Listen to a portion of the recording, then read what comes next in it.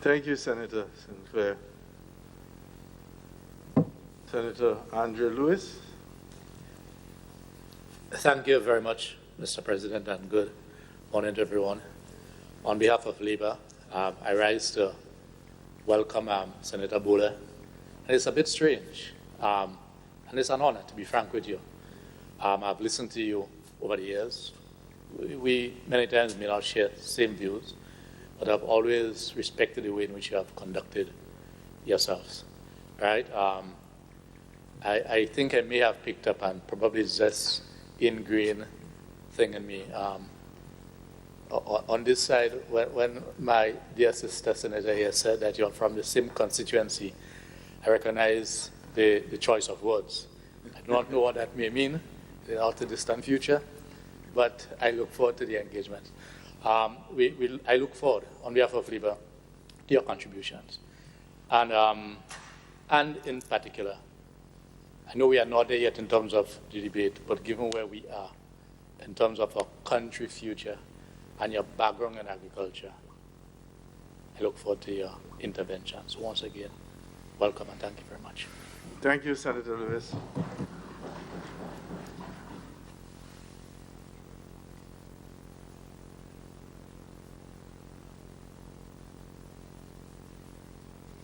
I think we can move on.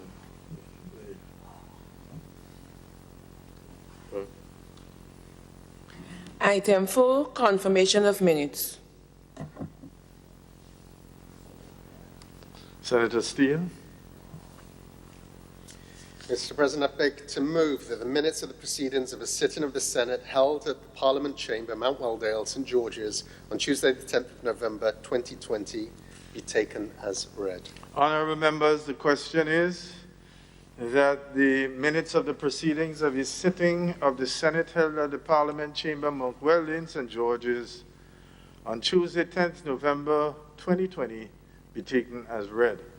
All those who have that opinion say aye. Aye. To the contrary view, say nay. I think the ayes have it. The ayes do have it. Senator Steele. Mr. President, I beg to move that the minutes of the proceedings of a sitting of the Senate held at the Parliament Chamber, Mount Weldale, St. George's, on Tuesday, the 10th of November, 2020, be confirmed. Honourable members, the question proposed is that the minutes of the meeting of the proceedings of the sitting of the Senate held at the Parliament Chamber, Mount Weldale, St. George's, on Tuesday, 10th November 2020, be confirmed. Honourable members, the question is that the minutes under reference be confirmed. All those who have that opinion say aye. To the contrary opinion say nay. I think the ayes have it, the ayes do have it.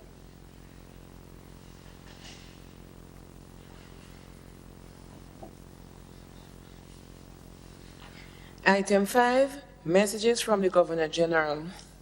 Item 6, announcement by Mr. President. Honourable members, as I am sure that you are aware, the principal and focal point of this sitting would be the discussions and the motions on the motion for the income and expenditure for the year 2021, January 1st to December the 31st, and the arising statutes and bits of legislation which would be necessary to give that effect. In common parlance and common parliamentary language, this process is described as the debate on the budget. I would wish to take you very quickly through the standing orders so that we have a clear view of how the procedural matters are to unfold. And reading from SO, which is my abbreviation for Standing Order 38, it says, 1, on the presentation of and debate on the annual estimates of revenue and expenditure, referenced as the budget in the Senate, the following rules shall apply. 1. The leader of government's business in presenting the said estimates may speak for no longer than 1.5 hours. The leader of the opposition may speak for no longer than 1.5 hours, equal time. All other members shall speak for no longer than 1 hour. And Section 2 of 38 says, in every case, the presiding officer may allow a member an extended period of time not exceeding 15 minutes in the discretion of the president. I have, since becoming the presiding officer, exercised without discrimination and bias. I have exercised that discretion in favor of all senators. So for the purposes of this debate, all senators will automatically get the 15 minutes. 5 minutes, I think, Mr. Clerk, will toll. And at the point of 1 hour, the bell announces the death of your contribution. When that is done, you now have 15 minutes, which the President has said will be given automatically without discrimination. The bell will ring again when you are 10 minutes into your 15th minute. And therefore you will have 5 minutes to wrap up. And on the 15th minute, the bell will not ring, but it will toll. And that indicates the death of your contribution. Now, I wish members to make my job of an equal opportunity presiding officer not inflicted or infected with any virus of discrimination, to make my job easier by simply complying with the rule. Because if I allow it for Tom, I must automatically allow it for Jane. All members, as they make their contributions, to be minded of the rules and to show some appreciation for the liberty that I have exercised from day one by extending and giving everybody the 15 minutes. So I just thought that before we engage in the debate, that is done.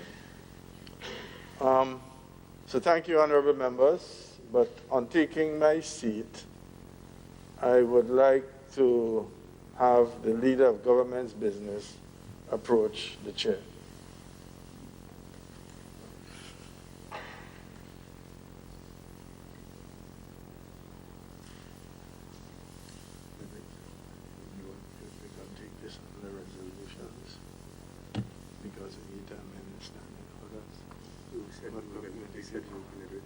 Let's go straight into the budget. Oh, let's go straight into Yeah. all right, because there's a little quote that I need to show you. We'll discuss it. Let's do it.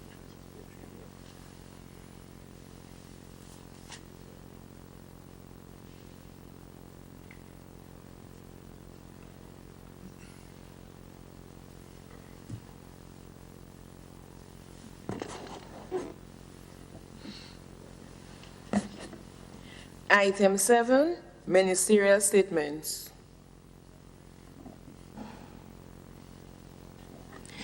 Item 8, presentation of papers and reports from select committees. Senator Steele? Mr. President, I beg to move that the following papers and reports be laid on the table.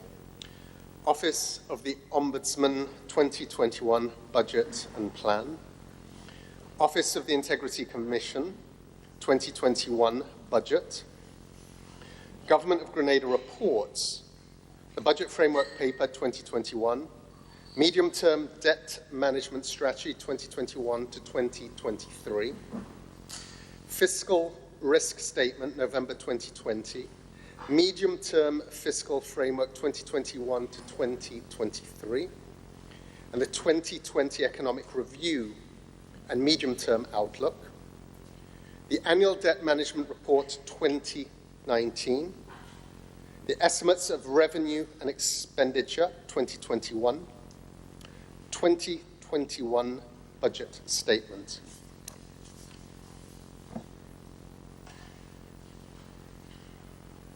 Honorable members,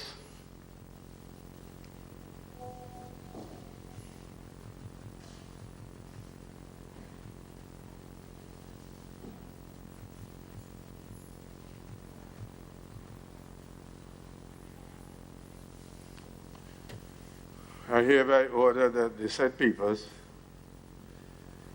be laid on the table.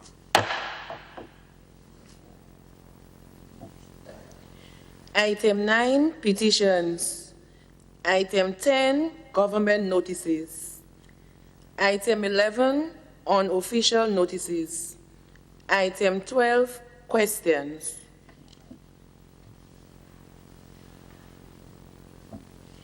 Item 13, personal explanations.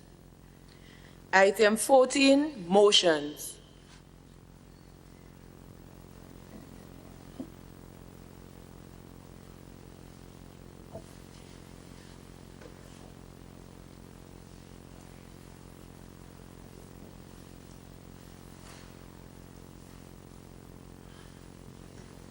Senator Steele. Mr. President, I beg to move the following motion standing in my name. Whereas it is necessary to provide for the State of Grenada for the year 2021 by means of an Appropriation Act, be it resolved that the estimates of revenues and expenditure for the fiscal year January 1st to December 31st, 2021 be approved.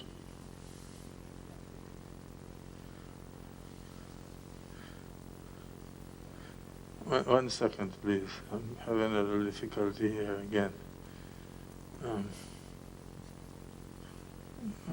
Clerk, I'm having a little difficulty with this.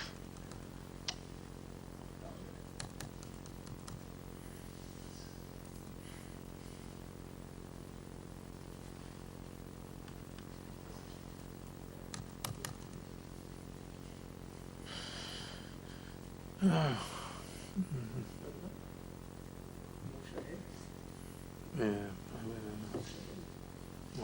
okay, hold on a second. Just give me a couple seconds here.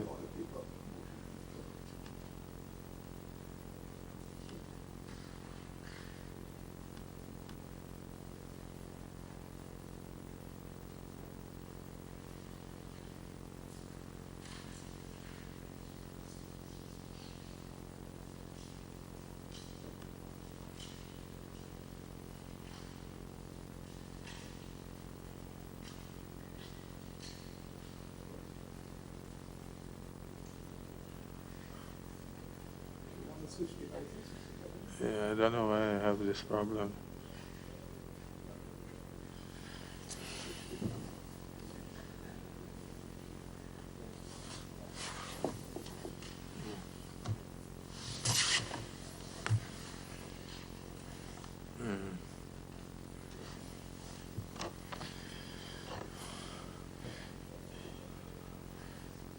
Honorable members, the question proposed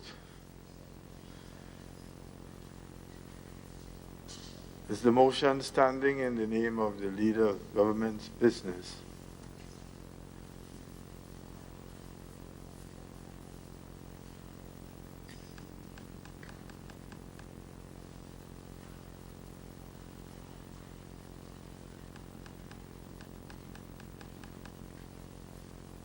be read for the first time.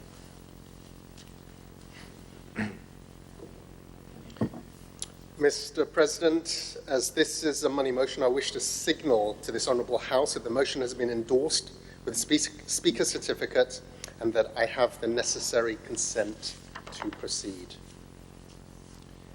Mr. President, in compliance with the Fiscal Responsibility Act and Regulations Act number 17 of 2015, the Budget Framework Paper 2021 in accordance with Section 13 of the Regulations of the Public Finance Management Act, the Medium-Term Debt Management Strategy 2021 to 2023 in accordance with the Public Debt Management Act number 28 of 2015 as amended, the Fiscal Risk Statement in accordance with Section 12 of the Fiscal Responsibility Act number 29 of 2015 as amended, the 2020 Economic Review and Medium-Term Outlook, and the 2019 Annual Debt Report.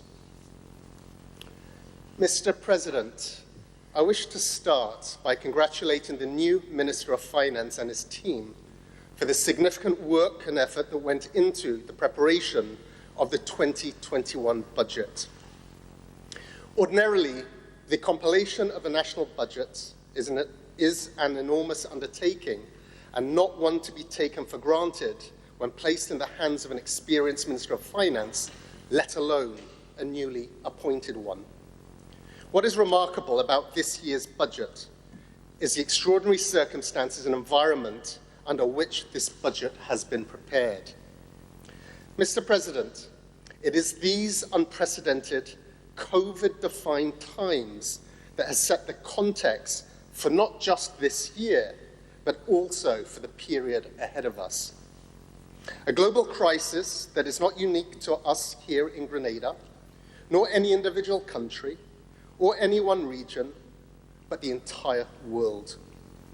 This pandemic is a real and present danger, not only for the health and safety of the global population, where we are all exposed to this deadly threat, but a crisis that has also negatively impacted the global economy. The pandemic is expected to shrink global output by $8.5 trillion this year alone, and it's thrown tens of millions of people across the world into poverty and unemployment. It has brought some of the most developed, most wealthy countries in the world to their knees. Never before have we experienced a crisis of this magnitude. Not since the Spanish flu pandemic of 1920 or the Great Depression of 1929 has a global community experienced comparable challenges as the ones we face today. This is why credit is due to the Minister and his team, not only for the thoroughness in the approach taken in the budget's preparation, but also in the quality of the programs outlined, which address our developmental requirements in these challenging times in a very direct and practical way.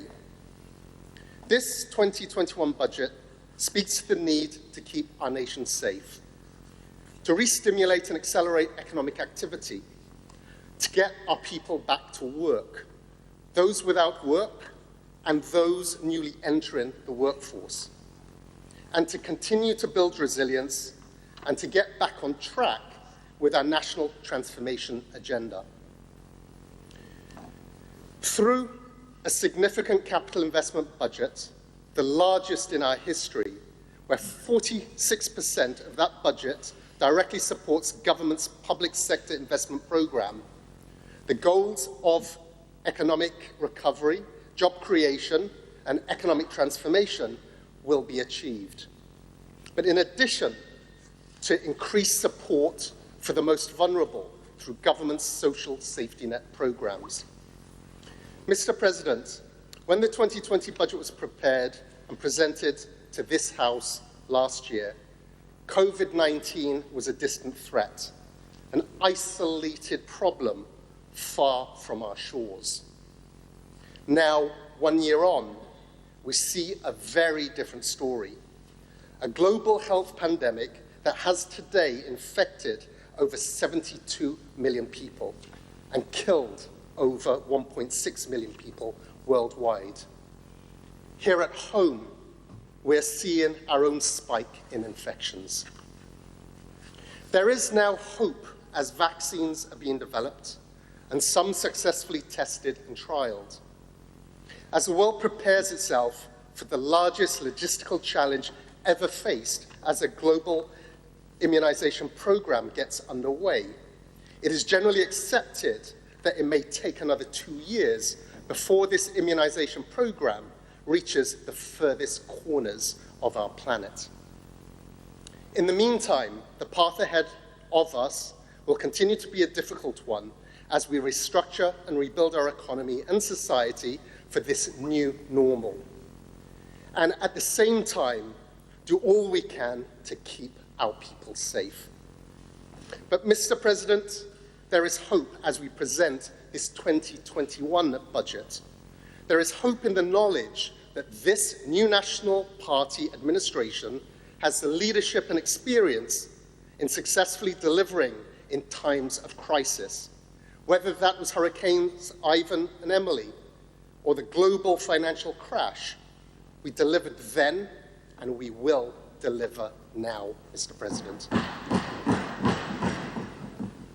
Mr. President, the theme of this year's budget is towards Vision 2035, recovery, transformation, and resilience. It is an appropriate theme reflective of where we are now and what we need to do in this time of global crisis. Firstly, by addressing the immediate challenge of reversing the current economic downturn, then putting us back on a transformative and resilient path in line with our 2035 National Sustainable Development Plan. Mr. President, turning to the economic and social context of the 2021 budget.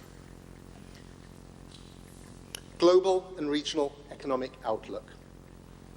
Mr. President, as a result of the pandemic, according to the latest IMF World Economic Outlook report, the world economy is projected to contract by an estimated 4.4% in 2020, compared to growth of 2.8% in 2019. And that although the outlook for the global economy has improved slightly relative to its earlier forecast, the situation remains extremely grim. The economic forecasts for our main international tourism markets, the US, UK, and Canada, which are still struggling to manage the pandemic, are as follows. The US economy is projected to contract by 4.3% in 2020, with a growth forecast of 3.1% in 2021. The UK economy will experience an estimated sharp contraction of 9.8% in 2020, with growth projected to rebound to 5.9% in 2021.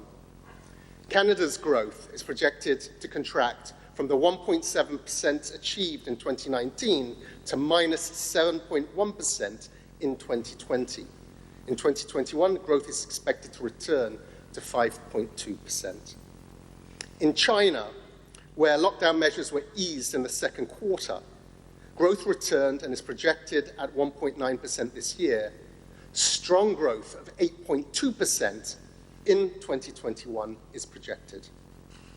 However, the IMF warns that the path to growth ahead will be ranging from 4% to 20% this year.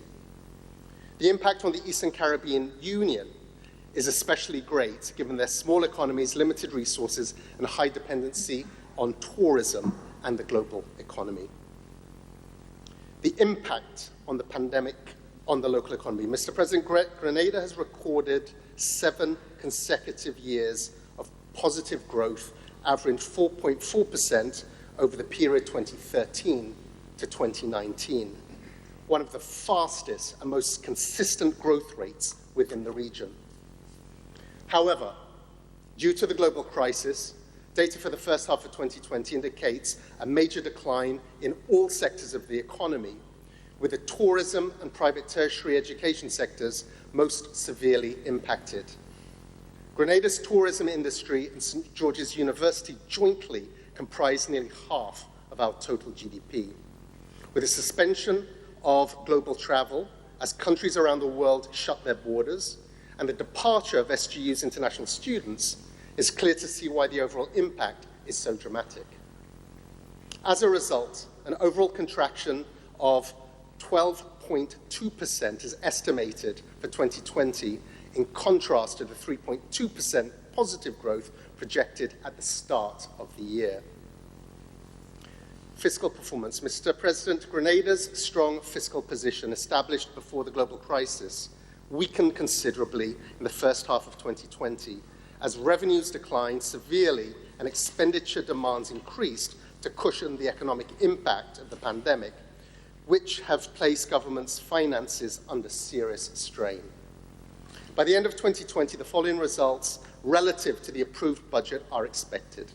Current revenues of $654.2 million compared to a target of $786.2 million, a shortfall of $132 million. Grants of $114.6 million compared to a target of $218.6 million, a shortfall of $104 million. Combined current revenues and grants underperformed by $236 million as a direct consequence of the pandemic. Current expenditure of $620.1 million compared to a budget of $633.7 million. Capital spending of $122.1 million compared to a budget of $196.4 million. A primary surplus of $82.2 million compared to a target of $246.2 million, and an overall surplus of $26.6 million compared to a target of $170.6 million. The negative impact of the pandemic on government's fiscal performance is clear to see when compared to the past period. The overall surplus of $26.6 million, or 0.9% of GDP, is a fraction of the overall surpluses generated during the period 2014 to 2019, which averaged 3.8% of GDP. In addition, the estimated primary surplus of $82.2 million, or 2.9% of GDP, is significantly less than that recorded in the previous 5 years, which averaged 5.3% of GDP. From 108% in 2013 down to 58%, below the ECCU target of 60% by 2030, and one of the lowest in the region. Mr. President, this was a significant achievement, receiving high praise from regional and international institutions. However, in order to respond to the social and economic demands brought on by the global crisis, there was the need for additional borrowing at highly concessional rates from our development partners. As a result, there will be a corresponding increase in our debt to GDP ratio, estimated at 69% of GDP, a debt level that remains sustainable, and that's important to note, Mr. President. With an economic recovery projected in the medium term, it is anticipated that the debt levels will return to a downward trend moving forward. Unemployment. Mr. President, when coming into office, strategy to re-stimulate the economy at that time focused on providing greater job security for those already in work and the creation of new jobs for those either out of work or entering the labour market, especially for our youth, saw the unemployment rate plummet to a record low of 15.1% in the fourth quarter of 2019, our lowest unemployment rate in history, Mr. President. However, as a direct consequence of the economic shock from the pandemic, these gains have reversed with an unemployment rate of 28.4%, equating to a loss of 14,000 jobs recorded in the second quarter of 2020. Preliminary data to year-end indicate signs of economic recovery as activities in key sectors, including construction, agriculture, wholesale, and retail, continue to increase. Unemployment is therefore expected to start falling again, with an estimated unemployment rate of 20% in the final quarter projected. So, Mr. President, government's response to COVID-19. This government's effective management of the economy over the years produced fiscal surpluses that were used to cushion the impacts of the pandemic.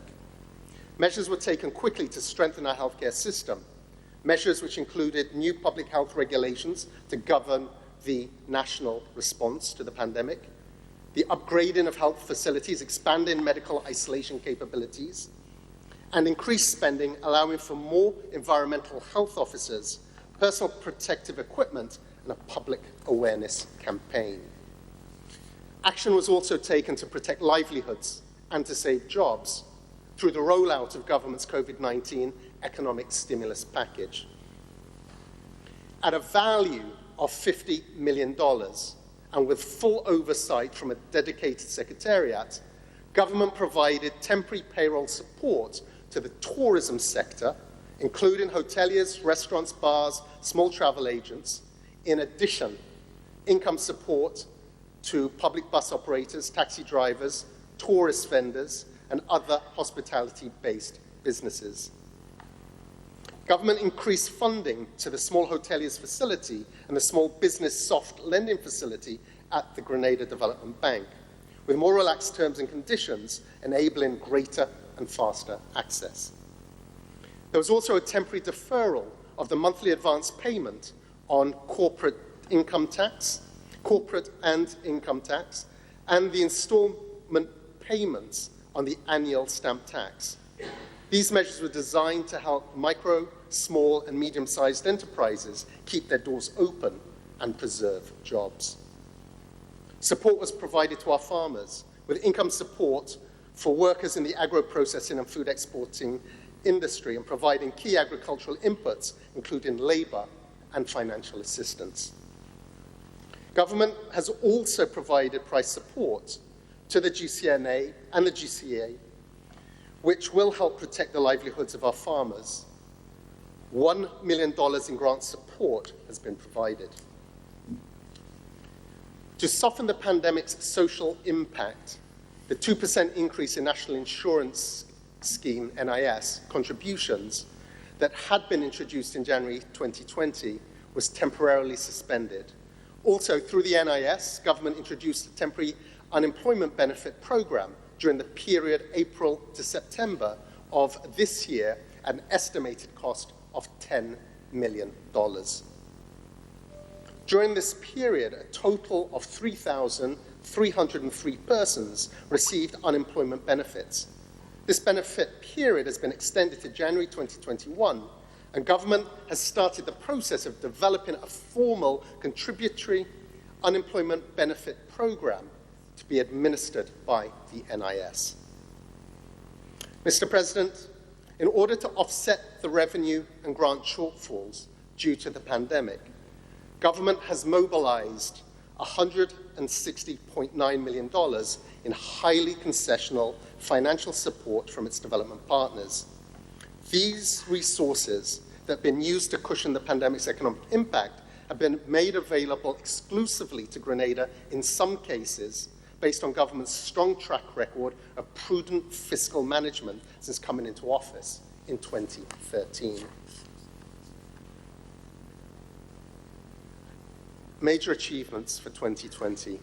Mr. President, notwithstanding the unprecedented challenges faced in 2020, much has still been achieved. Some of these highlights include, in health, the upgrading of existing health facilities, including several medical stations and health stations, the construction of new health facilities, including the COVID-19 isolation unit at the General Hospital, with the procurement of ventilators, portable X-ray machines, and other essential specialist equipment for the unit. The climate smarting of health facilities in Grenada and Carriacou. laboratory upgrades to support local PCR testing, the general strengthening of the healthcare system, and continued progress on the National Health Insurance Programme, which will provide a vehicle for sustainable funding for our healthcare system moving forward. In education, Mr. President, I'll speak to education in more detail later in one of my presentations, but just some highlights. The implementation of an e-learning platform and ecosystem with high-speed internet connectivity to schools, e-learning devices to all secondary school students and teachers, and rich e-book content bringing our education system into the digital age. Capacity building, providing financial support to facilitate advanced level training for our teachers, and a significant upgrading of school infrastructure. In agriculture and fisheries, under the Agriculture Feeder Roads Project Phase 2, the award of construction contracts to the value of $46.8 million, with preparatory work for the construction of several other agricultural feeder roads under the SIAP program were completed. Under the World Bank AgriCom project, 12 agricultural projects to the value of $5 million were approved. Through the Grenada Development Bank, financing was provided to the value of $1.7 million to micro, small, and medium-sized enterprises within the agriculture and fisheries sector. Financial resources for the Farm Labour Support Programme were increased by over 330%, benefiting 442 farmers.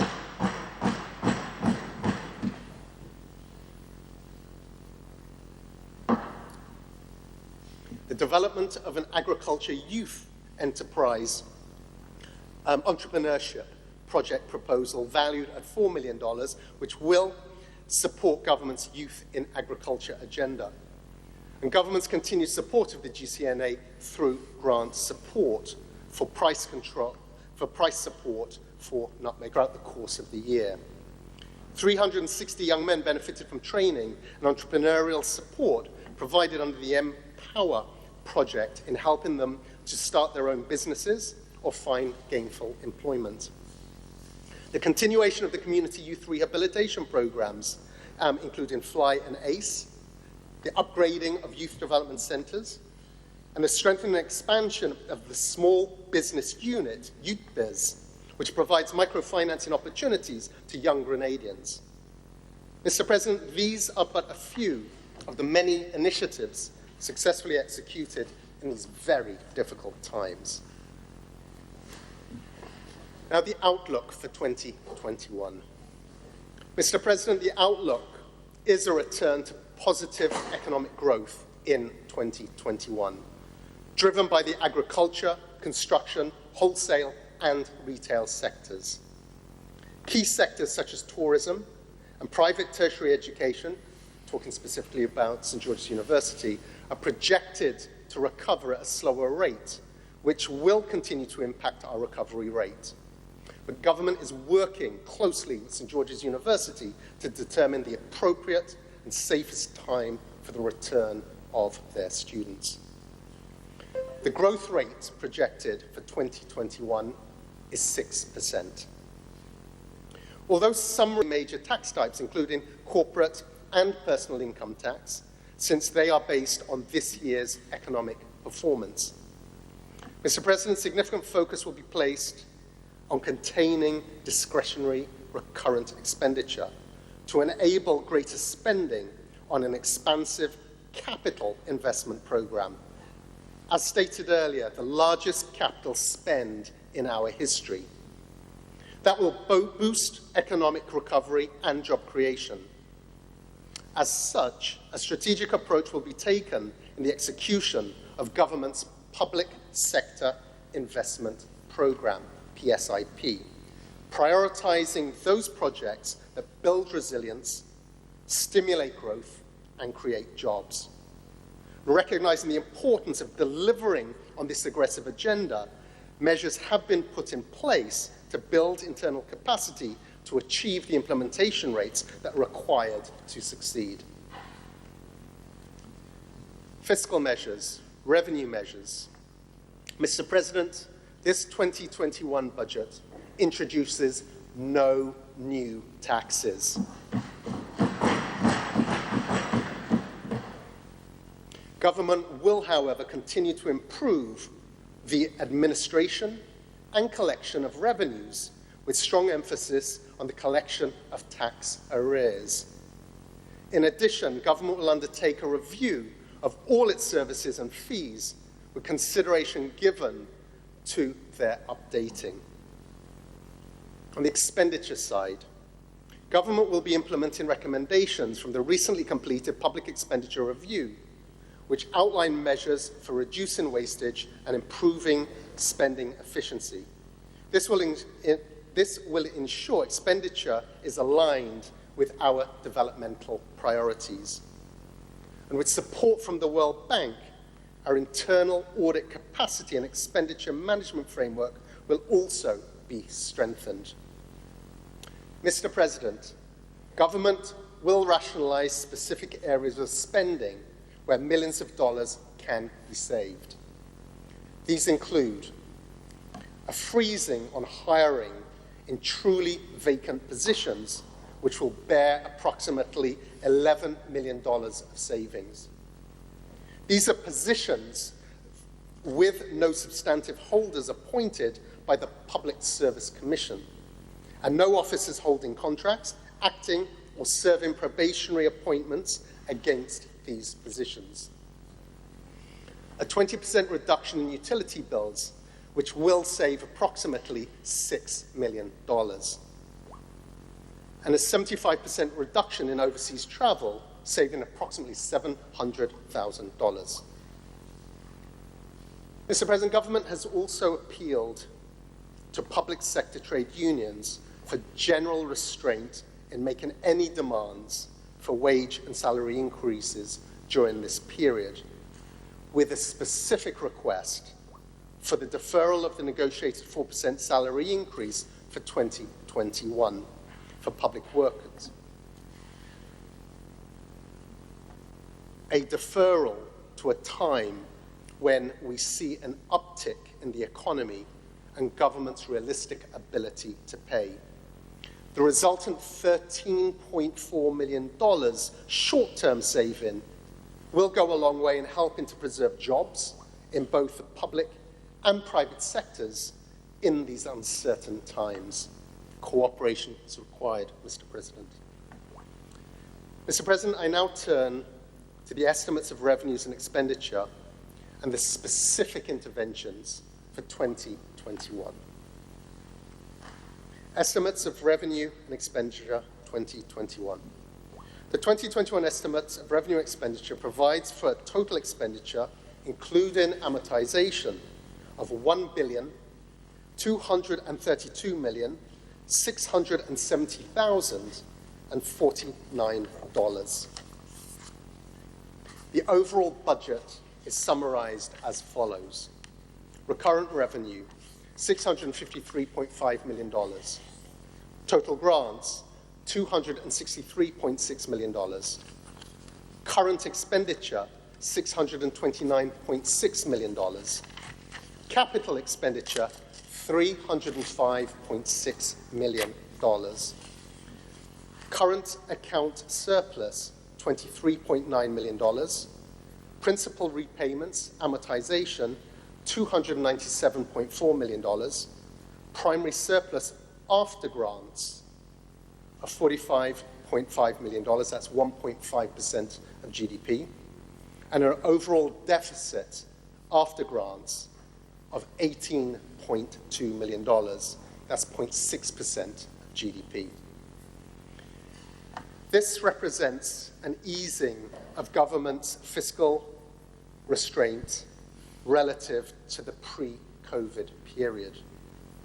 This expansionary fiscal policy position is necessary at this time to stimulate demand, accelerate economic recovery, and support job creation. To facilitate this, we have invoked the escape clause under the Fiscal Responsibility Law.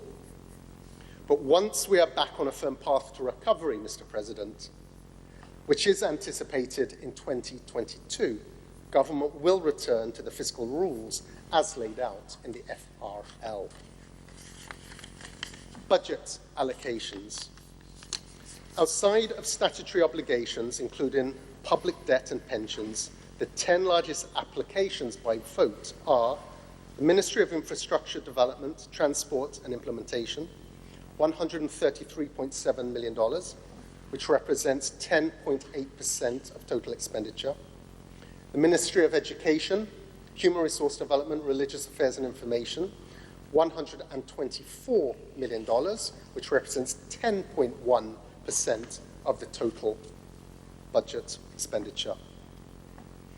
The Ministry of Finance, Economic and Physical Development, Public Utilities and Energy, $119.9 million, which is 9.7% of the total expenditure. The Ministry of Health and Social Security, $94.9 million, 7.7% of total expenditure. The Ministry of National Security, Public Administration, Youth Development, Home Affairs, ICT, Disaster Management, $73.3 million, 5.9% of total expenditure. Ministry of Housing, Social Services and Community Empowerment, $60.2 million, or 4.9% of total expenditure. Police, $51.6 million, 4.2% of total expenditure. Ministry of Tourism, Civil Aviation, Climate Resilience and the Environment, $19.3 million, 1.6%. Ministry of Agriculture, Lands and Forestry, $18.6 million. And the Ministry of Sports, Culture, the Arts, Fisheries, Cooperatives, $17.6 million. The financing of the 2021 capital budget. As stated previously, a key element of government strategy for accelerated economic recovery and job creation is the implementation of the largest ever capital investment program. Grenada is not unique in this approach at this time. Many countries around the world are following a similar or same policy. The difference is some are having to borrow significantly to finance their capital programs. In Grenada's case, our capital budget will be financed largely through grants from the National Transformation Fund, the NTF, to the value of $172 million. The $172 million will be secured from projected NTF grants for next year, as well as drawdown of NTF grants accumulated in previous years. Mr. President, there will be an overall deficit after grants of $18.2 million, which will be financed from highly concessional budgetary support from the World Bank and from funds set aside to provide buffers for shocks. Strategic interventions for 2021.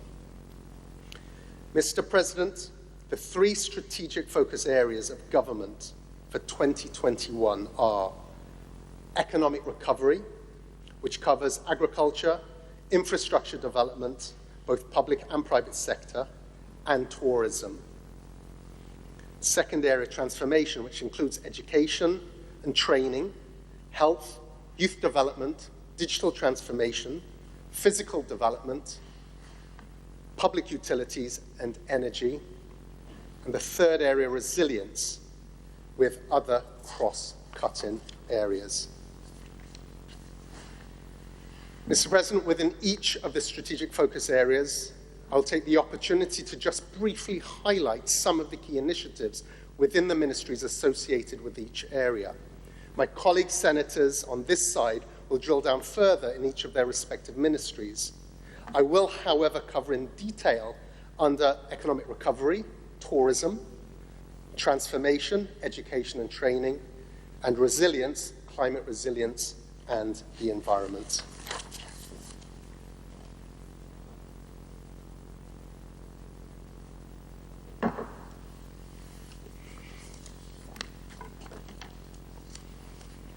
So strategic focus area 1, economic recovery.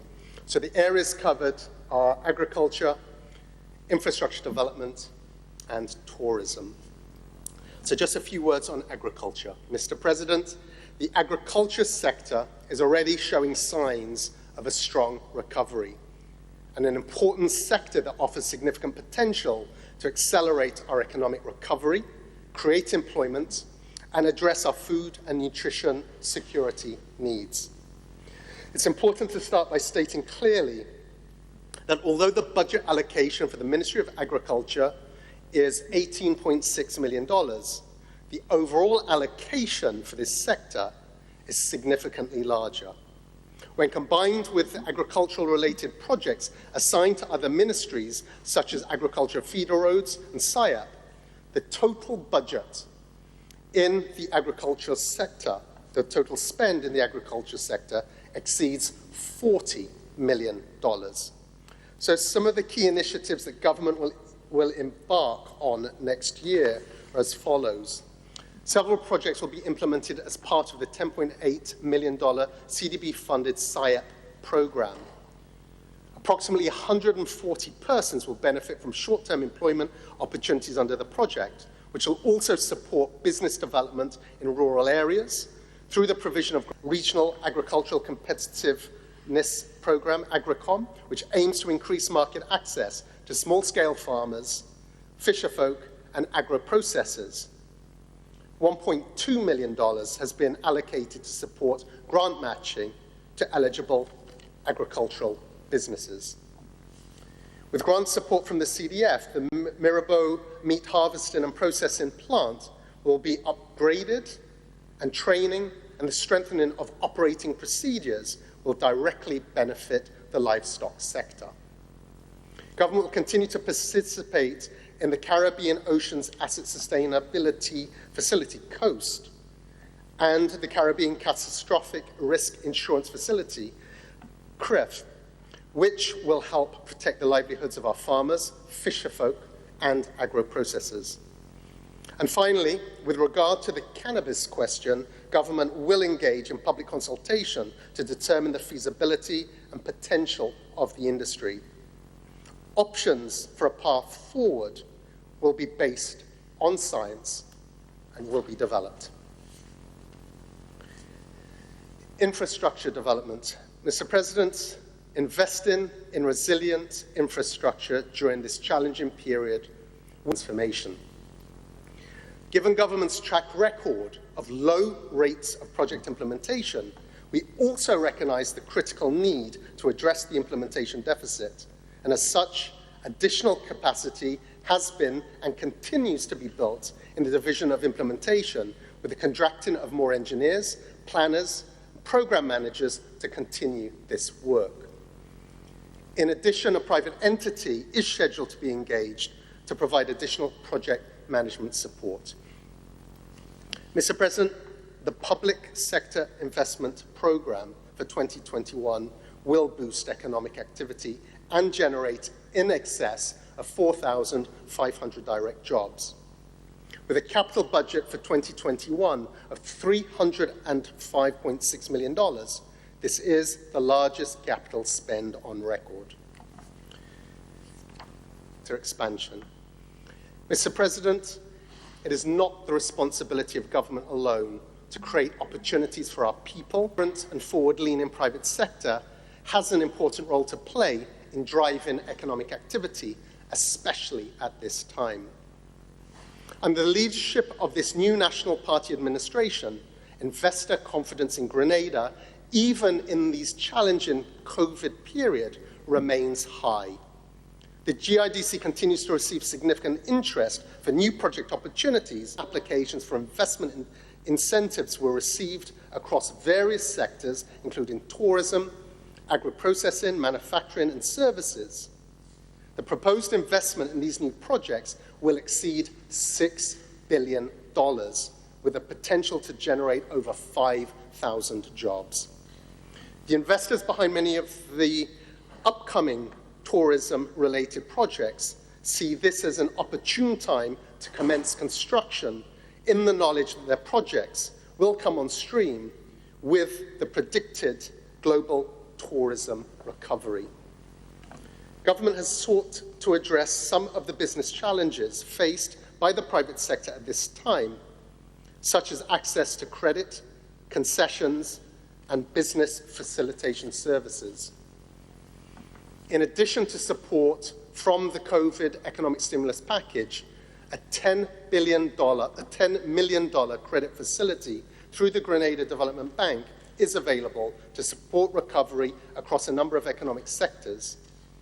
Also, approval is pending on a further Grenada Development Bank credit facility through the European Investment Bank and the CDF to the value of $10 million and $4 million respectively, which will provide even greater access to private sector credit. Tourism and private tertiary education. Tourism and private tertiary education are the final strategic focus areas under economic recovery. So just a few words on St. George's University. The economic impact of the departure of students has been significant, and the effects have been felt across other sectors, including the real estate accommodation sector and the wholesale and retail sectors. Government is working closely with St. George's University to determine when it will be safe and an appropriate time for the return of their international students to Grenada and the resumption of face-to-face classes. Most of those students reside in COVID hotspots such as the US, so there are safety considerations. Mr. President, I will now expand on tourism. Mr. President, the tourism industry continues to be an important pillar to the economic development of Grenada. Tourism contributions to GDP are approximately 25% and provides a total of 10,400 jobs, and those are both direct and indirect jobs. And this includes accommodation, food and beverage, vendors, taxi operators, jumpers, airports, porters, among many, many others. And Mr. President, prior to the closure of our borders as a result of the COVID-19 pandemic, Grenada was on its way to another bumper tourism year. Grenada's performance for the last 2 years saw back-to-back arrivals recording 500,000 visitor arrivals, Mr. President. Again, an all-time high in terms of visitors to our shores. So the impact of COVID. The tourism and travel industry was one of the first industries to feel the devastating effects of the pandemic. We saw the delay in the opening of new hotels, the closure of hotels, the halt in construction of those hotel projects that were underway, the layoff of workers. And we expect to see a very slow pickup of the industry going forward as the world continues to bring the pandemic under control. Grenada saw a decrease in visitor arrivals between the same period in 2019 and 2020 of 52%. And as I said, we've seen continued growth up to that point. The impact on the airport, we saw a significant decline in aircraft movements. Passenger movements declined by 73.8%, freight movements by 35.5%, mail movement by 56%. And the fall in visitor arrivals equates directly to a fall in government revenues, which has impacted our ability to do all the things we would ordinarily like to do. The Ministry of Tourism, the Grenada Tourism Authority, the GHTA, the Airport Authority, and other stakeholders have worked diligently in reopening our tourism sector, managing the risks as best as possible, and finding that balance between lives and livelihoods. The government response to the pandemic specific to the tourism industry, I mentioned that in my earlier presentation, but government provided substantial support to the sector in the first 3 months within the first 3 months following the closure of our borders. And the tourism piece, in terms of total beneficiaries of that stimulus package, was 40%. 40% of that stimulus package was to support the tourism sector. And that support...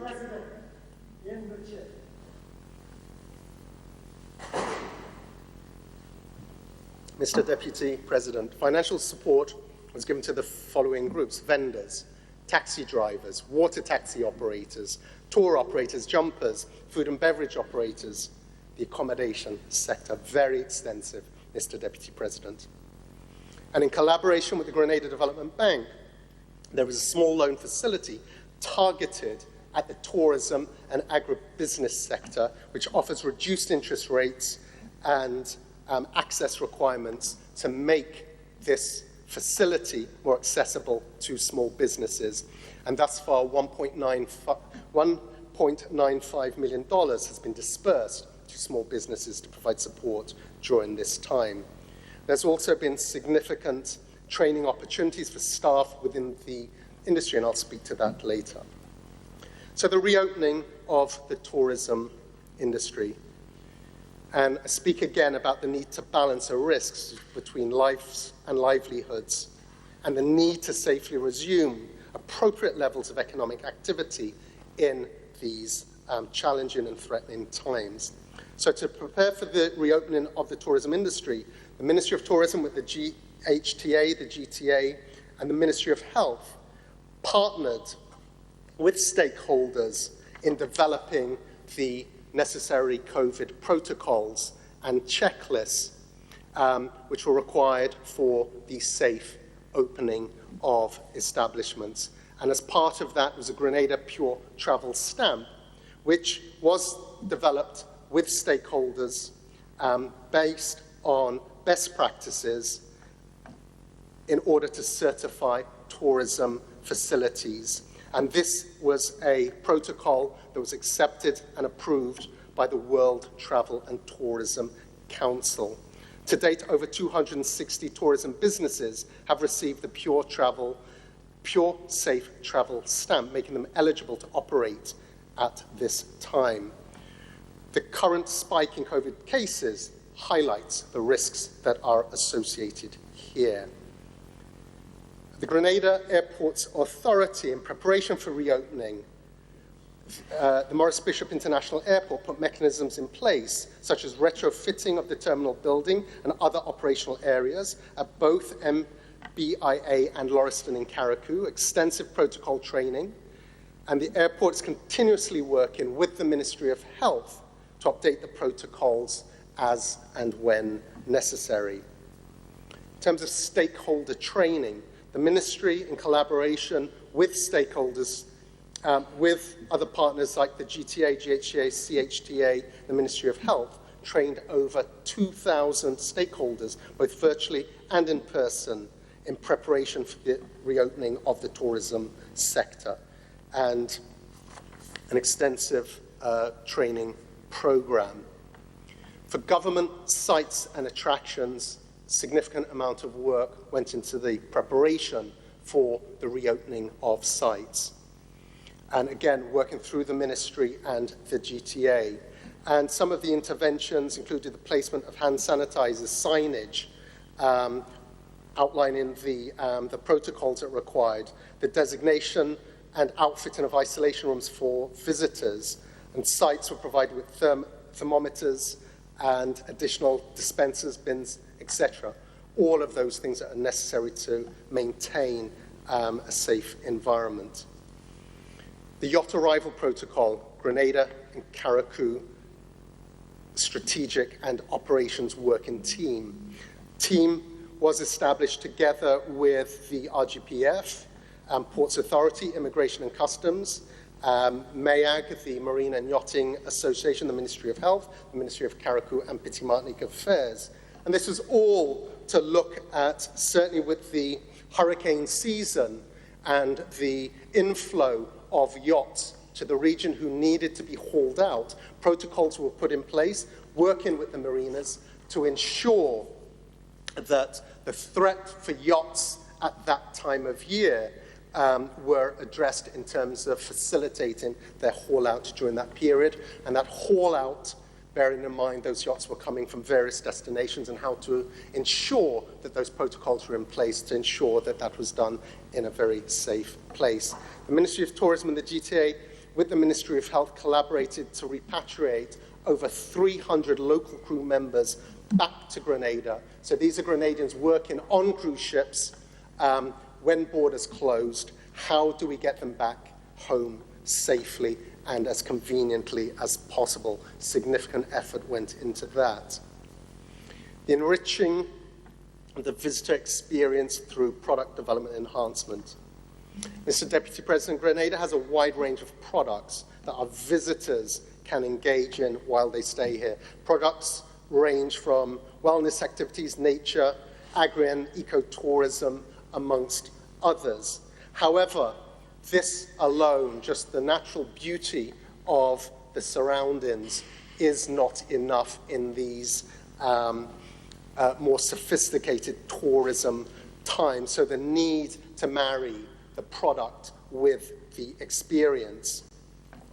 And the ministry, together with the GTA, have embarked in a number of initiatives in terms of developing that much richer experience for the tourism sector. And one area, and there's been a lot of talk of this over the years, is the development of community tourism. And work is currently taking place in developing a framework which will support the development and the growth of tourism, of community tourism, which will directly positively impact the livelihoods of those in our rural areas. Then there's a Fort Frederick enhancement. The ministry has engaged in work at Fort Frederick to improve the visitor experience there with upgrades to footpaths, installation of benches, other amenities, etc. And the same again for Tricentennial Park, looking at how that experience can be enhanced.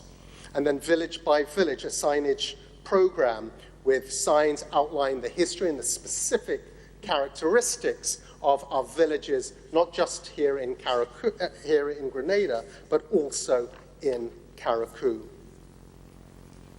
Then moving on to the commercialization of sites and the outsourcing of services. This is a policy position which is based on the fact that government's ability to run these tourism sites, which we have been doing since the dawn of time, isn't the best model for tourism development. Government is not best placed to take advantage of the potential that these sites have. So government has embarked on a program of identifying sites and attractions where partnership with private sector individuals, where the management of the site, and there is mischief out there, Mr. Deputy President, as if we're selling off these sites.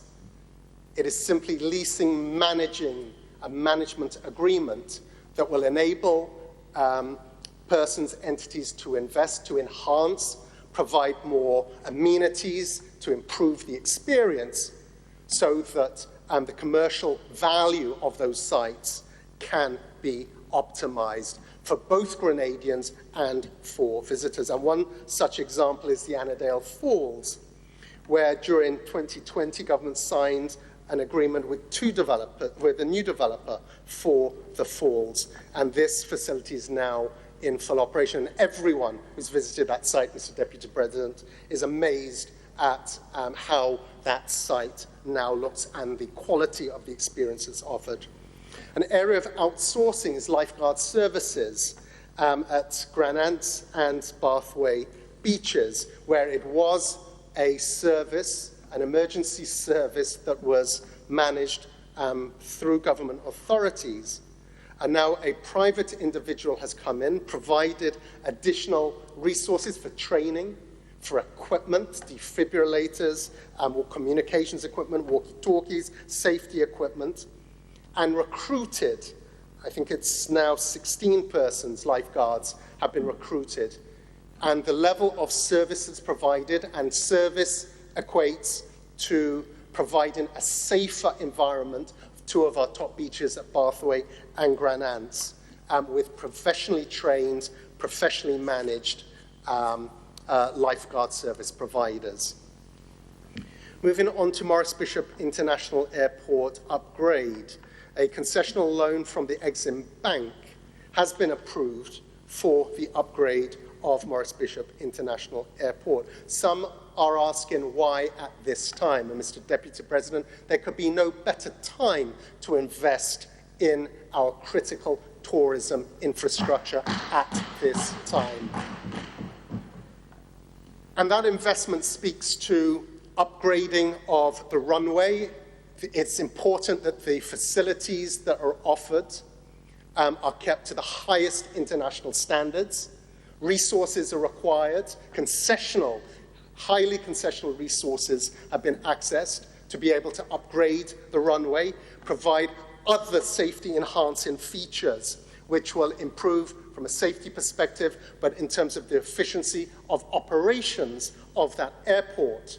We are offering an international destination. We require an international airport of international standards in order to service that, Mr. President. And this is in conjunction with a World Bank-funded airport project looking at navigational equipment, other electronic technologies that, again, speak to the safety and safe operations of the airport. It has to be done at this time, Mr. President. And working with our development partners, we are moving forward with that. The final area, Mr. Deputy President, is airlift.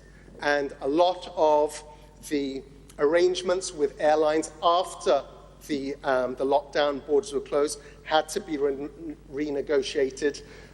New arrangements made with the various airlines to resume or have a level of resumption of service. So whether that is now American Airlines 5 days a week, coming in, JetBlue once a week, the resumption of flights, Virgin, British Airways, new airlines, regional airlines, Inter-Caribbean and One Caribbean, and the resumption of the service with SVG Air to Carriacou.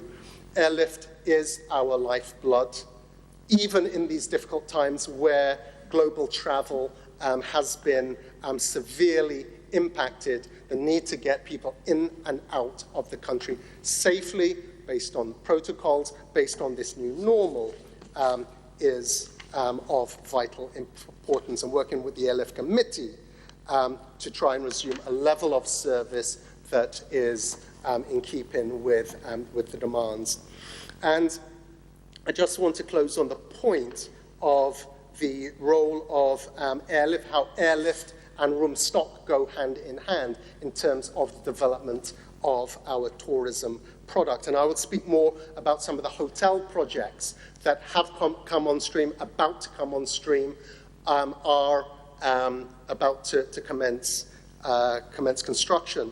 But we have a program of resort development, Mr. Deputy President, that is on an unprecedented level. The number of new rooms that are due to come into service over the coming years is extraordinary and speaks to the vision, speaks to the environment that this government has created to attract investors. It's not government that is building these hotels. These are private investors who see Grenada as an attractive destination, both for investment and in terms of a high-quality tourism destination. And their willingness to invest and invest at a significant level that enhances the tourism product, but also creates important job opportunities for our men and women.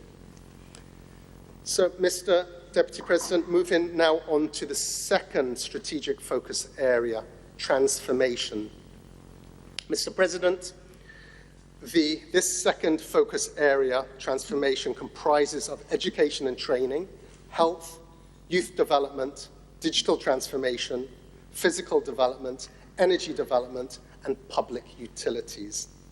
I'll focus my presentation on education. My colleagues will address some of the other areas, but I just want to speak once again, just quickly, to health, and the reiteration of government's commitment to prioritize in the health of our people, which is demonstrated through the extraordinary efforts that it is making during these challenging times. And government will continue to strengthen its healthcare infrastructure, surveillance, laboratory systems, and health emergency operations.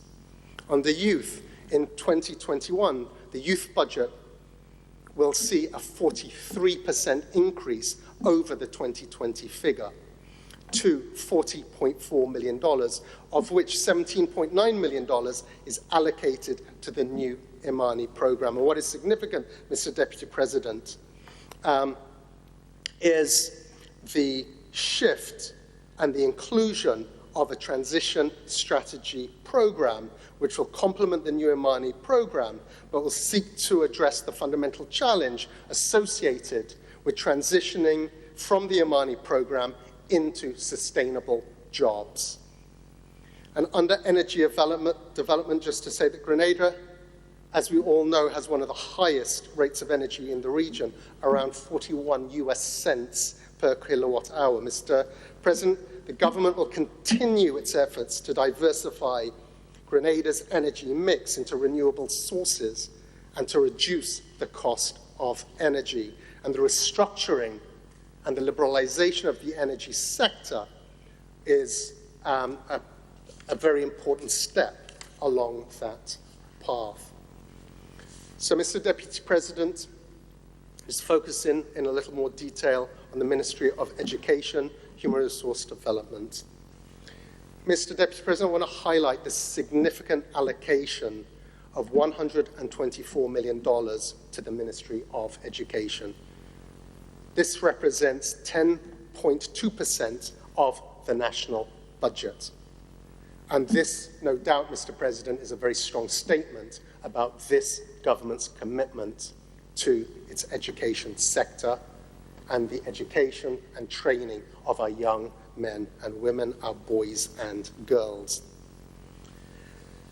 Mr. Deputy President, when the pandemic triggered the closure of our schools in March of 2020, had to figure out how teaching and learning could continue at all levels with over 20,000 students and over 1,700 teachers at home. An overwhelming challenge, Mr. Deputy President. But decisive action was taken to prevent a total shutdown of the education system. And these actions included the launch of the MSTAR online platform, which was used by many students to help prepare them for the 2020 CSEC examinations. 25,000 credentials were issued to students, teachers, and administrators. Recorded and distributed online tutorials were then supported from that MSTAR platform. And content for those CSEC examinations made available, created, made available, uploaded for students to use over this time. A new app was launched and was made available at no cost to the students, again preparing them for CSEC, with over 20,000 practice questions. Over 60 educational videos were created and aired on TV stations, on YouTube, on social media, Facebook, etc. And these videos were later requested to be used in other countries. And as I build this picture, Grenada's established itself as a regional leader in terms of e-learning. A total of 1,500 teachers were trained during this period, Mr. Deputy President.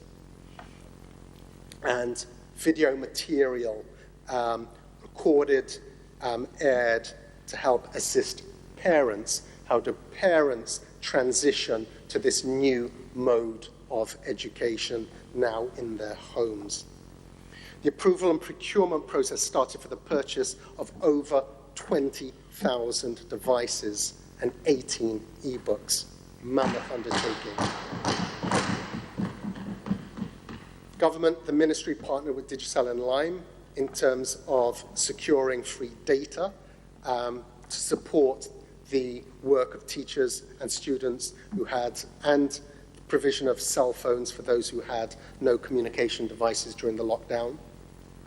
Partnered with Digicel and Lime to zero rate the service for this e-learning platform, again, for teachers and students, so no cost to teachers or students. The distribution of cleaning and sanitizing supplies to all public schools in the reopening of schools. The development of a national timetable that catered for this hybrid system when there were some students at home, some students in the classroom, and how to facilitate that in the class hours of any given day. The development of protocols in schools, again, for the safety of our children, safety of teachers, principals, ancillary workers, etc. And the provision of psychosocial support to parents, teachers, and students. This is a very strange time, Mr. Deputy President, a very strange time indeed. And the mental health of our students, of parents, of teachers is of utmost importance. So psychosocial support has been provided. And then this whole process, this whole evolution of our education system over this period was done in direct consultation, close hand-holding with all stakeholders. And Mr. Deputy President, during this period, all teachers, all principals, all ancillary staff were paid their full salaries on time.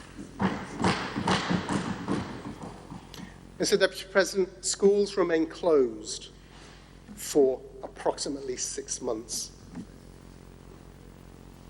Our marginalized students were hardest hit with no devices, no internet, etc., so provisions were made for that. And in this extraordinary time, Mr. Deputy President, despite all of these challenges, support was provided for the reopening of schools to facilitate the Form 5 sitting of their CSEC exams.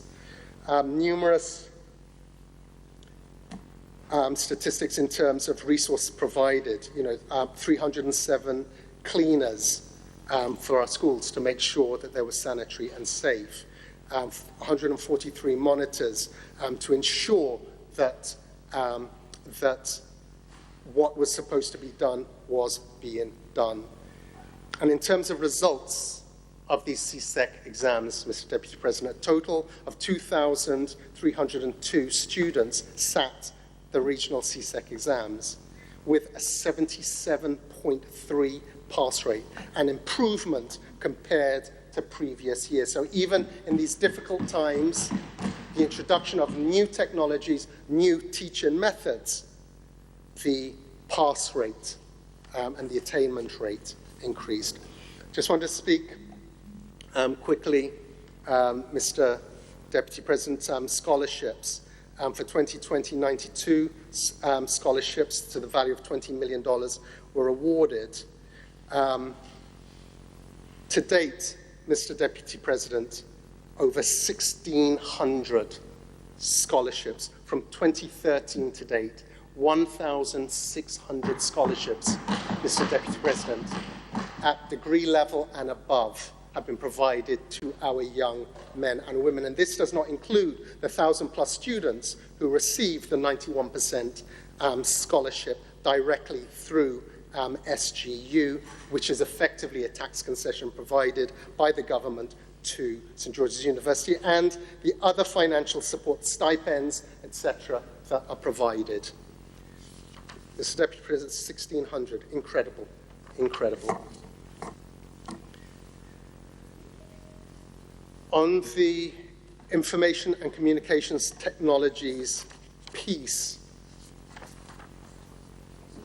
Mr. Deputy President, the platform that's been created, which has transformed the way in which we teach our students, is based on 4 critical pillars. There's the electronic learning devices themselves, the training of teachers, the provision of appropriate content, and the connectivity. Mr. President, we hear constantly this call for where are the devices, the politicking around where are the devices. We've always said, Mr. Deputy President, this is not about a laptop, this is not about a tablet. This is about the entire ecosystem. A tablet on its own, a laptop on its own is of no use to a student if they don't have the content, the connectivity, the training that is required in order to support this. And all of those areas have been extensively covered within the program that has rolled out. And COVID has presented the government of Grenada, people of Grenada, our students, our teachers, our schools, to quickly transition. And it's a revolution that has happened, Mr. Deputy President, in terms of bringing our education system into the 21st century, into the digital age. And Grenada is now seen within the OECS, within CARICOM, as a leader in terms of this technological advancement. And it also speaks to, there's been this vexing issue of school books every year about the renewal, the purchasing of more school books that are lost, that are damaged, that aren't used, that are sitting under a desk, some are sitting on a shelf, sitting under somebody's house, and the millions of dollars every year that are spent on textbooks and the amount of inefficiencies associated with this. The e-learning platform, the e-book approach that is now being taken gives us an opportunity over the coming period to address some of those vexing issues. And at the moment, the two are working hand in hand. The physical textbooks are available together with their electronic equivalents. But in time, Mr. President, we now have the ability to phase out the hard copy books. School infrastructure, the Ministry of Education has worked very closely with the Ministry of Infrastructure Development with regard to the upgrading of our schools. On one level, as of October 2020, $2.5 million has been expended in terms of minor repairs. In terms of significant infrastructure upgrades to our schools, $50 million has been allocated for major repairs to our schools in the first quarter of next year. And that includes St. Dominic's RC, a sanitary block, the completion, this is under the BNTF project, the completion of 2 new school facilities, Brizan Happy Hill, Paradise, that's valued at $2.5 million. River Sally Preschool, work will continue there under the Grenada Education Enhancement Program, GEEP, major expansions and rehabilitation of 6 schools, Presentation Boys College, to a value of $4.6 million, Grenada 7-Day Adventist Comprehensive, a new multi-science block and administrative wing, valued at $7.2 million, Bishop's College in Carriacou, a 2-story multi-science block and an admin wing to be constructed at a value of $10.8 million, Mr. Deputy President. Designs have been completed for 2 new facilities, the St. Andrew's Anglican Primary and Grenada Christian Academy. Tendering is ongoing for that. The identification of a new site for St. David's Catholic Secondary and the start of the design consultations for that school are underway. And then under the World Bank Regional Disaster Vulnerability Reduction Project, the tendering phase for 45 schools in batches has commenced. So on ending there, on education, Mr. Deputy President, a lot is taking place within our education system at this time, at these very, very difficult and challenging times. Could I just have a time check, please?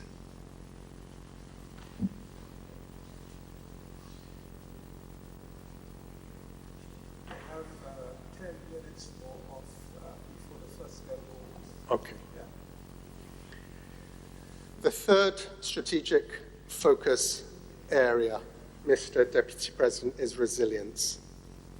And I'll speak to resilience in detail, but before I go into under other cross-cutting areas, just to speak under social safety nets. Mr. Deputy President, notwithstanding the tight fiscal situation next year, government is still increasing its allocations in terms of its social safety nets. So in addition to the stimulation of the economy through its capital programs, support for the most vulnerable is also provided and consideration given with increases in those social safety net programs. And then on the housing front, housing always a top priority, and with the support of the People's Republic of China, a total of 647 low-income housing units will be available for distribution throughout the course of next year. A major achievement there, Mr. Deputy President. So, Mr. Deputy President, under climate resilience and the environment, just to set a context, Grenada continues to play a leadership role at the global level in driving the global climate agenda, as global greenhouse gas emissions continue to reach record levels with no sign of peaking. The frequency and intensity of extreme weather events increase as sea levels continue to rise, threatening our coastal communities. Our coral reefs are dying, and we're seeing the threats to life and livelihoods due to climate change on our health through increased drought and flood, heat waves, vector-borne diseases, and risk to food and water security. The latest science tells us clearly that if we act now, we can reduce carbon emissions within the next 10 years and contain the increase in the global average temperature to 1.5 degrees above pre-industrial levels. And that is the magic number for us as small island developing states. But just maintaining that temperature rise to that magic figure of 1.5 degrees, we will still be seeing many challenges with climate change, but we will arrest the expansion of those challenges. Mr. Deputy President, within the Ministry of Climate Resilience and the Environment, this is the busiest time, this last quarter of any given year. And what was significant, or should have been significant about this year, was COP26. This is the main climate change negotiating forum. And what was significant about this year is it was the 5th anniversary of the famous Paris Agreement.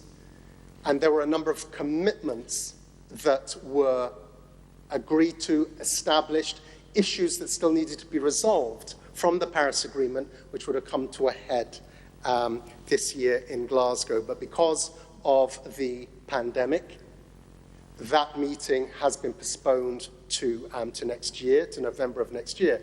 But it gives the global community time to address some of the vexing issues that remain in terms of actions that need to be taken at a global community level in order to address the challenges.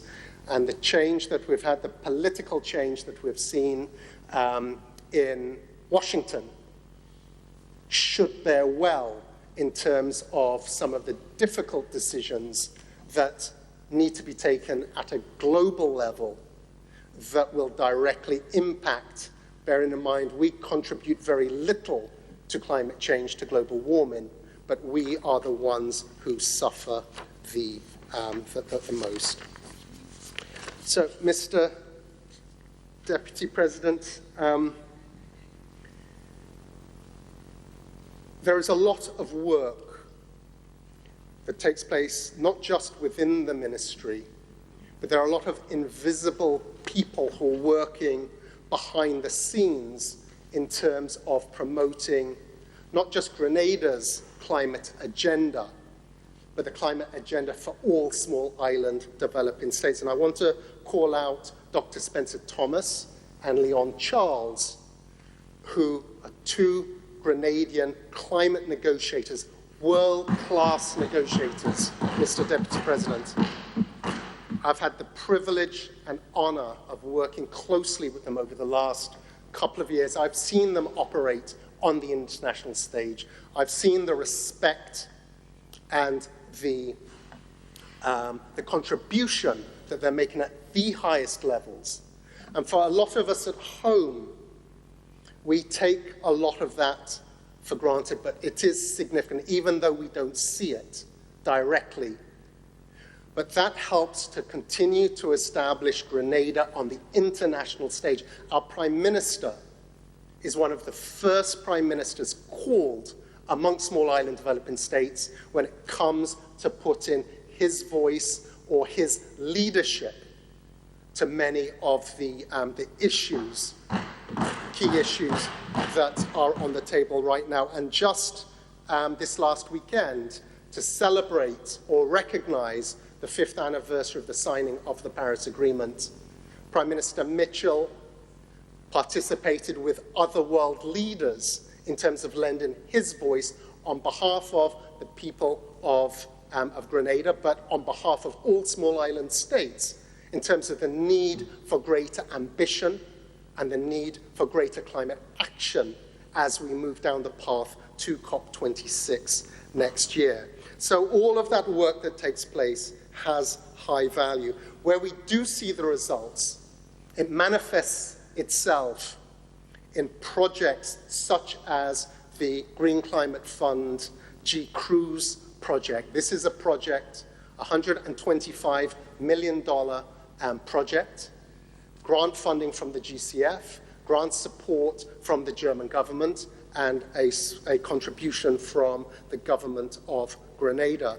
And this project addresses the vulnerabilities that exist for us in our water sector. So with climate change, whether it is severe droughts and water shortages, and Mr. Deputy President, you will know this well with your involvement at Nawassa, or also the high-intensity flooding, which can cause a great deal of damage and destruction to our infrastructure. And the GCRUISE project, which implementation has just started, and we will see a rollout of that in the years ahead of us, will provide significant investment in our water sector. But that project, to get it to a point where it's shovel-ready, took the best part of 4 years. 4 years of lengthy discussions. And the need for patience, the need for an appreciation of how much effort is required, but it is our presence on the international stage. It is the advocacy of our Prime Minister, of others, in terms of putting the plight of small island developing states that raises our profile with the funding agencies that are behind this and the support that comes. And another example of that is a project which is coming in terms of the pre-feasibility stage with New York University, with the Green Climate Fund, the Climate Smart Cities program, which is a program of works which speaks to sea level rise and protection against sea level rise at the Carénage, at Grand Anse, at Grenville, our airport runway. There are sections of the runways at sea level that is impacted by coastal erosion, how to address that. Issues such as congestion, the generation of greenhouse gases, how can we alleviate the congestion that we're seeing in the south of the country? Sewage, and the treatment of sewage in the south. The building of capacity.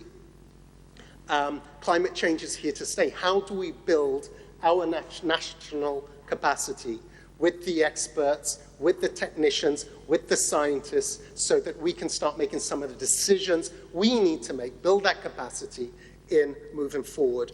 And the Climate Smart Cities program speaks to all of that. So New York University is about to submit its concept papers on this, which will then be used, and again, it's part of that drawn-out process, and where patience is required, but to funding agencies. We're talking to the IMF, to the World Bank. The IMF has Grenada as a pilot country together with Dominica for its disaster resilience strategy, which is looking, thank you, Mr. Deputy President, which is looking at how to absorb. You have government business, you have up to 11:35 to conclude. 11:35. 15 minutes, okay. Okay. So, Mr. Deputy President, so working with the IMF, the Disaster Resilience Strategy, which is looking at the hundreds of millions of dollars that these programs, resilient infrastructure, nature-based solutions cost, and how that can be absorbed into our planning processes. One, identifying the sources of financing for these projects, and how the absorptive capacity to actually turn these from great ideas into financed, implementable projects. Also working with the World Bank, who are providing assistance in terms of developing the business cases, and again, identifying funding agencies. We were supposed to have, in the second half of this year, a donor conference that would have been organized by the IMF that would have brought development partners from all over the world to Grenada, using Grenada as an example with its climate adaptation, climate mitigation programs, and looking at how we can attract the necessary financing for those programs. But because of COVID, that has all been put on hold.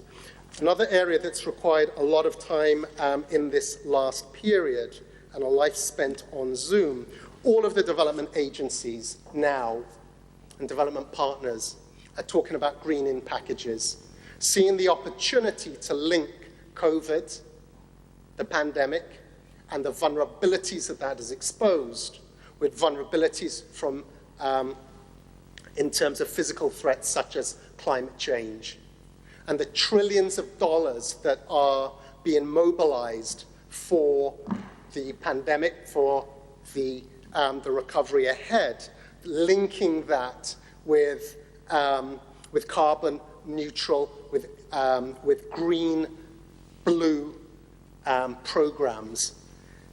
And there is a consensus now, a coming together within the international community in terms of recognizing just the level of vulnerability we face. As the discussions were taking place with regards to support for COVID, we were also in the middle of what was one of the most active hurricane seasons in history. We were spared by the grace of God.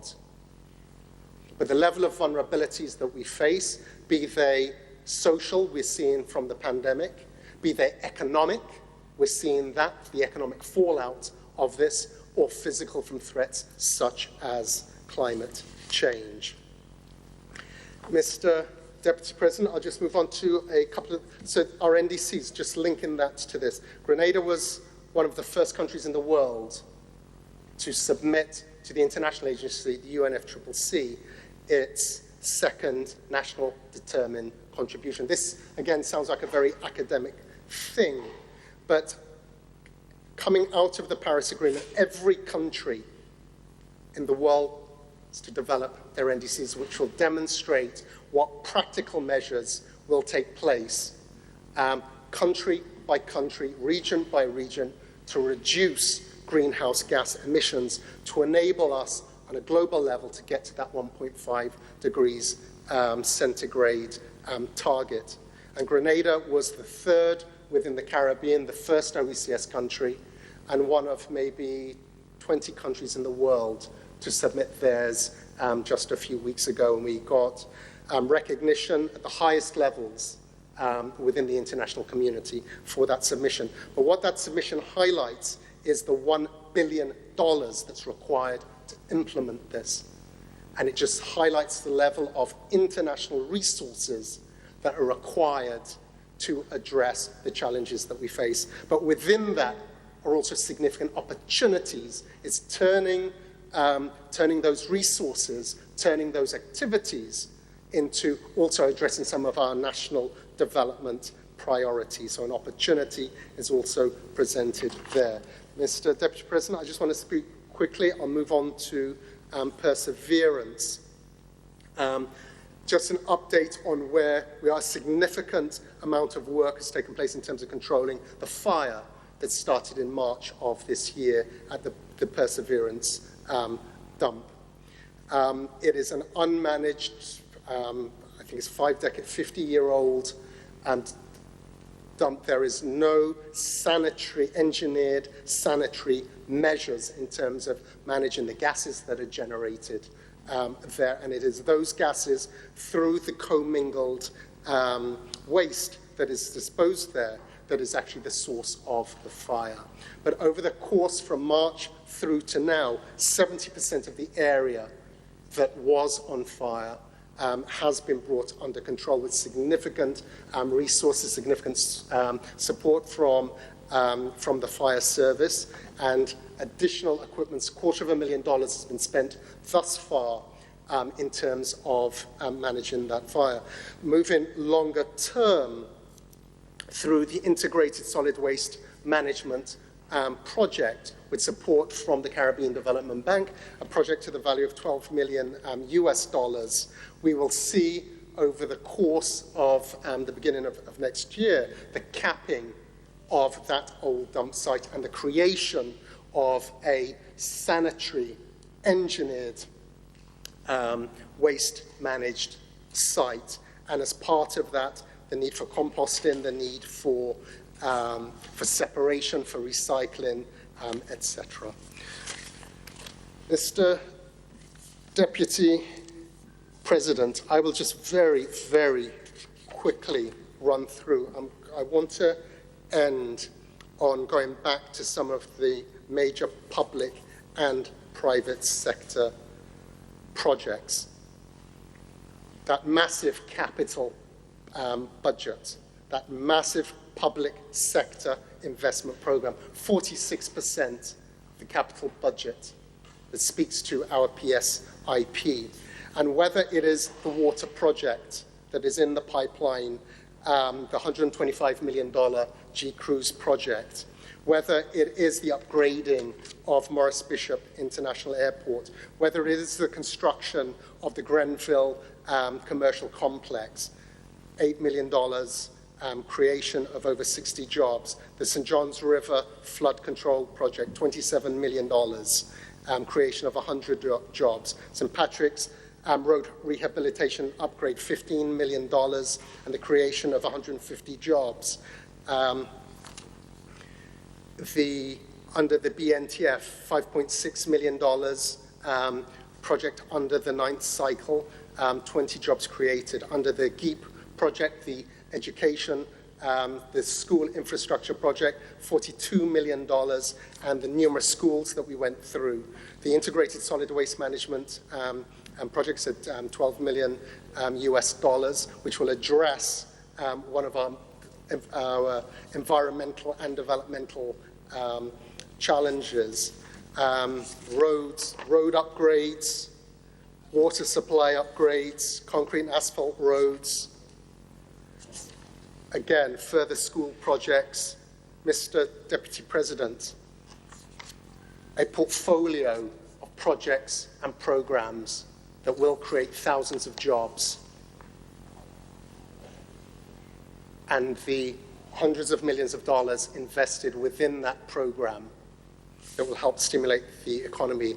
And as I said, it's not just on the public sector side, it's also on the private sector side, a pipeline of 6 billion projects, the creation potential of 5,000 jobs. But that's a pipeline that we're seeing delivered in reality, whether it was the redevelopment of the Rex Grenada tourism complex, which is now the Royalton, that's $300 million. we've seen that materialize. The Point at Calavini, the construction of multiple luxury apartments and villas, and the upcoming second phase, valued at $175 million. The Siesta Hotel project, bringing additional rooms, much-needed rooms. The Range project, a $300 million EC dollar project in St. David's, in La Sagesse, which, again, is addressing this vexing issue for generations in terms of rural development, and seeing resort developments now spreading out, whether it is Range in La Sagesse, whether it is the Grenada National Resort project up in Levera, the Mount Hartman project, a $2 billion project, Kawana Bay, coming to the end of its construction phase, $150 million invested, 240 construction jobs, many permanent jobs after that. And then running through projects coming in 2021, the Beach House, $54 million luxury boutique resort, the Silver Sands Legacy at Mount Cinnamon, $216 million project, which will start in the fourth quarter of next year and see the employment of creation of 300 construction jobs, the employment of over 250 persons during the operations. And then student accommodation, notwithstanding the fact that St. George's University, from a physical perspective, is in suspension. The students are still operating. The university is still operating as universities all over the world, but in a virtual form, with students now working online. But the amount of investment, the hundreds and hundreds of millions of dollars that have been invested by many Grenadians in the True Blue area, providing private accommodation for those students, and the many, many projects, Virgin Beach, Xenia, Gavson, Waldorf Apartments, Crystal Sands Apartments, all multi-million dollar projects employing thousands of persons. And then on the agribusiness side and manufacturing side, Renegade Rum, $100 million investment. It's making rum, but its core business is also cane production. So a direct impact on our agricultural sector, $100 million investment, employing over 150 persons at Renegade Rum Group, and then 100 plus on the Cane Coast side of their business. And then what is quite incredible is the poultry. 2 new poultry operators, Excellent Farms and Grenada Chick-In Farm Limited. Again, multi-million dollar investments in our poultry sector, demonstrating that the poultry policy, it took a long time to get out, and my good friend Senator Bowler has his fingerprints all over that policy, and we're now seeing that come to fruition. So we now have, I think there are 3 private poultry operators that will reduce our food import bill for poultry by up to 30% when they come into operation. Again, we talk about the $350 million food import bill, of which poultry is a major component, so from both an economic perspective, from a health perspective, and we are making great strides in terms of addressing that. Egg production, I heard just the other day, we no longer import eggs. We are now, at a national level, self-sufficient in terms of our egg production. Mr. Deputy President, we hear how the agricultural sector is in such a fragile state, but positive steps are being made, concrete steps are being made in terms of investment, not just at a government level, but in terms of private individuals, as we've just seen, and they are having an important and positive impact. So, Mr. Deputy President, before I lose my voice, just in wrapping up, these are challenging times. These are extraordinary times, requiring extraordinary leadership, requiring extraordinary thought, extraordinary levels of cooperation, health threat, or, as we speak into the budget, the economic impacts and the economic fallout, Mr. Deputy President, of this pandemic. And what we have before us is a budget that addresses the issue of doing all that we can to keep our nation safe, to re-stimulate and accelerate economic activity. It's about getting people back to work. And it is about continuing to build that resilience and that transformative agenda that is laid out in the National Sustainable Development Plan. We had made significant progress coming into this crisis. As difficult, as challenging as things are, we're better placed, we are far more resilient going into this than many of our neighbors. We're far more resilient going into this crisis than we have been with all of the other crises that we have faced in our history. But that is due to the very deliberate and very focused actions of this new National Party administration when it came into office in 2013, dealing with a crisis there, getting us out of that, and then a crisis not of our making. But, Mr. Deputy President, what we have before us is a budget with programs, with initiatives that speak to the challenges that we face, short, medium, and long term. The financing for these initiatives are clearly stated. There are opportunities within the budget that is presented, notwithstanding the challenges that we face. And I believe that what we have before us, Mr. Deputy President, is a very clear path in terms of how we're going to get Grenada back onto a road of recovery as the external dangers subside in time. And it's for those reasons, Mr. Deputy President, that I present this motion. I commend this motion to this House. I thank you.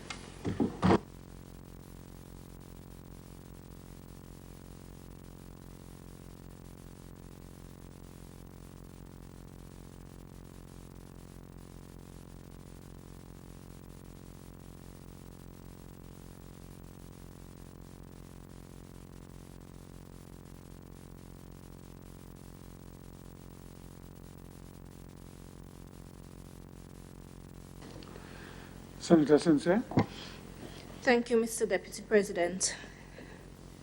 I was looking at my time, considering all things, and realizing that it's already minutes to 12. No, you'll get your full time. We'll go after your presentation. We'll adjourn for lunch. Thank you. Mr. Deputy President, in looking at the estimates of revenue and expenditure as proposed, I had to take my time. I think it was already established that it's not an easy feat to read 635 pages digitally in one document, not given the opportunity to have a printed copy of that. Nonetheless,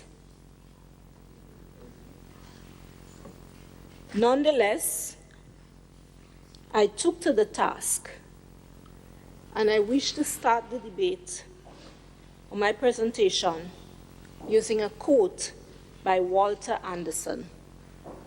And I quote, "It is only when we take chances when our lives improve. The initial and the most difficult risk we need to take is to become honest." End of quote. Mr. Deputy President, I read the document a couple times in short stints. And I have to be honest. The theme says, towards Vision 2035, recovery, transformation, and resilience. And I have to be honest, when I saw the theme, I was a bit heartened. But, Mr. Deputy President, as I delved into the document, starting with the framework, the budget framework, I noted that there were national goals, national outcomes, and alignments with sustainable development.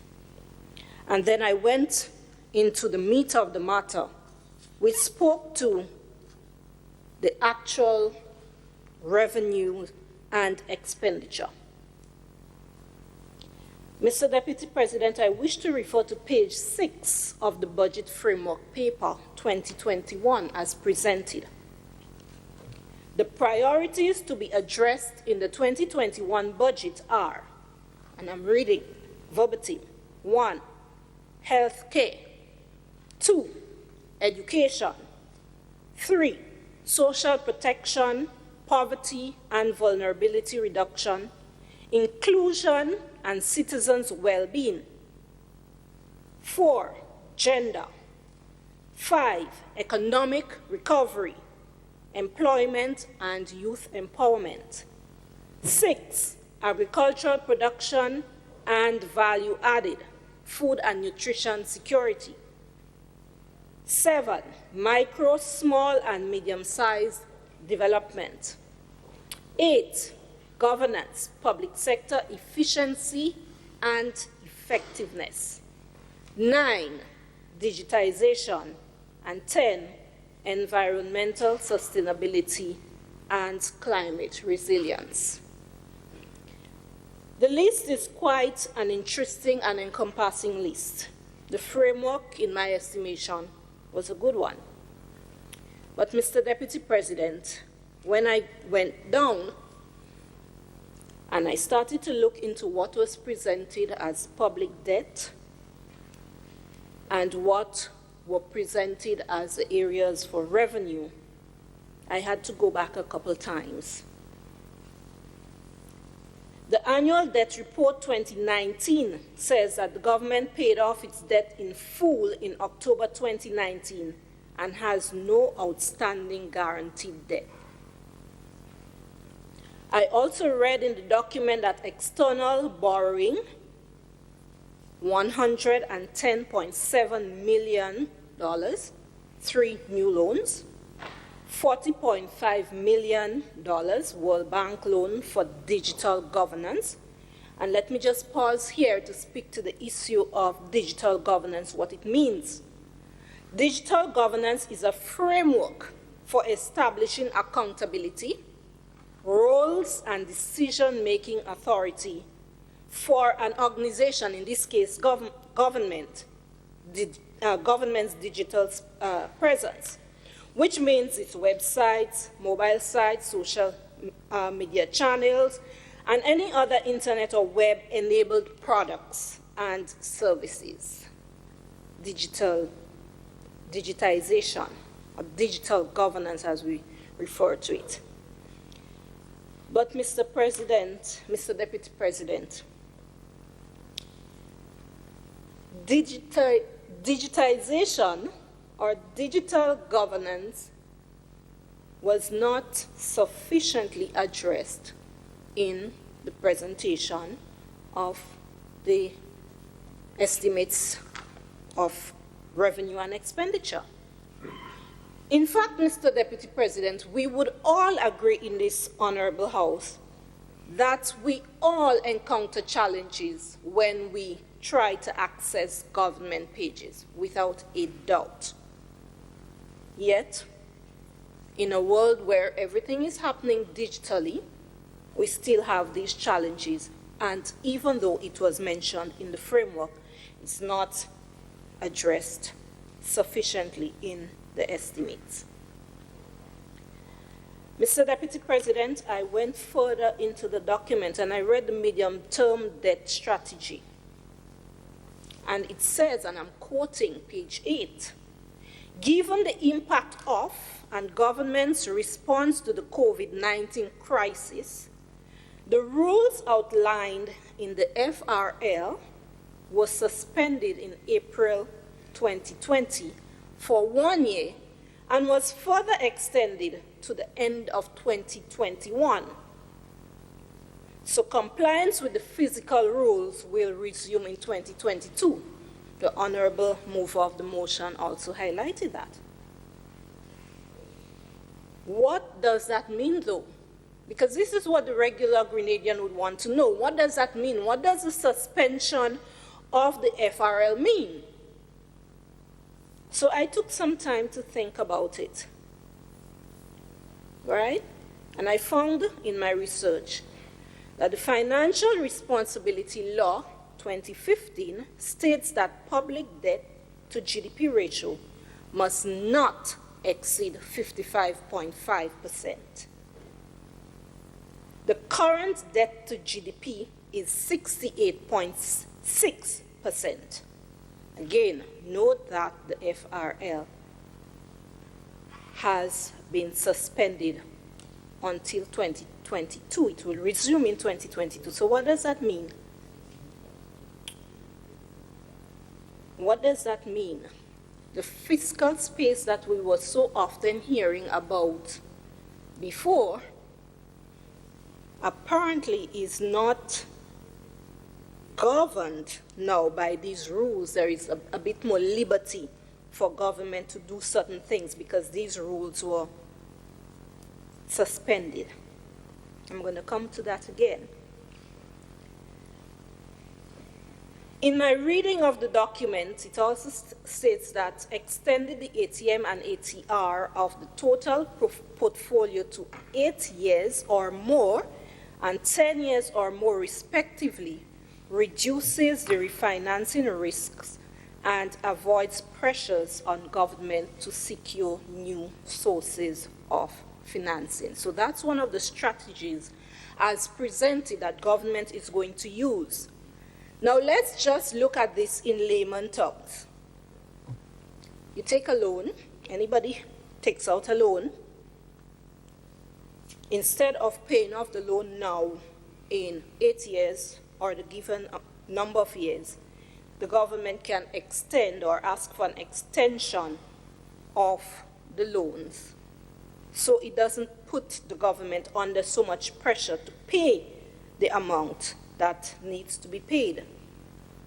But it also means that there is a possibility that government is going to be spending more down the road because the extension of the loan means that the interest goes along with it.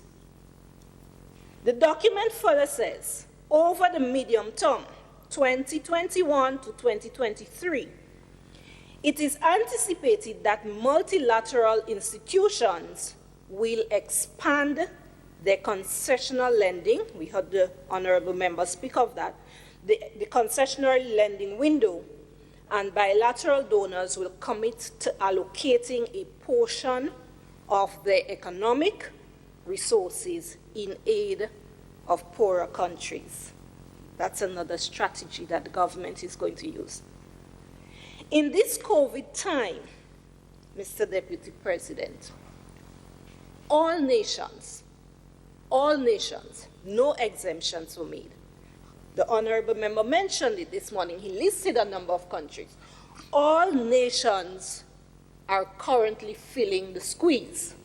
So to use this as a strategy seems to me a bit short-sighted, especially when we're talking about recovery, transformation, and resilience.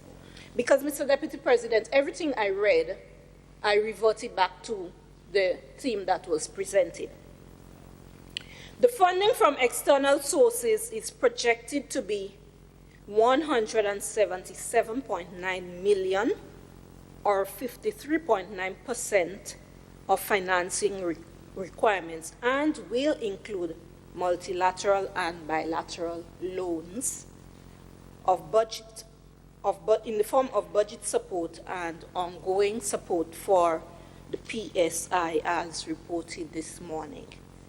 So again, Mr. Deputy President, loans, not grants, loans. So it means that down the road, these will have to be repaid. Then I went to the revenues. And quite frankly, Mr. Deputy President, there were only two major collecting agencies as it relates to revenues. The Inland Revenue Department, which speaks to or taxes, and I'm going to go to that in a bit, and the Customs and Excise departments. So basically, Mr. Deputy President, the revenue that is estimated or that is proposed is going to come from tax revenue, non-tax revenue, and grants. And we have the estimates here. Honorable Member read it out this morning. So already we have been seeing, if you have not gotten yours, I've gotten mine already. Tax forms were sent out, and it was mentioned that government is going to aggressively ensure that all taxes will be paid. And when we're talking about taxes here, we're talking about personal tax. We're looking at the estimate here, $53.1 million. Withholding tax, estimated revenue, $7.9 million. Corporate tax, $42.2 million. Property transfer tax, $14.2 million. Property tax, $13.3 million. VAT, $103.1 million. And then the annual stamp tax, $15.1 million. And I did a double take, because in presenting the major revenue earners by department as identified in the document sourced by the Ministry of Finance, considerations must be given. The honorable member just mentioned the level of unemployment and the need to get people back working. So I'm looking at these estimations, and I'm going to look into the indicators of employment in a bit. I'm going to speak to that in a bit, because I have the breakdown. You know, we heard that 14,000 jobs were lost, but what we do not have is the actual numbers, or what was not presented to us. As it relates to Customs and Excise Department, import duty, $72.8 million. Petrol tax, $58.2 million. VAT, $116.8 million.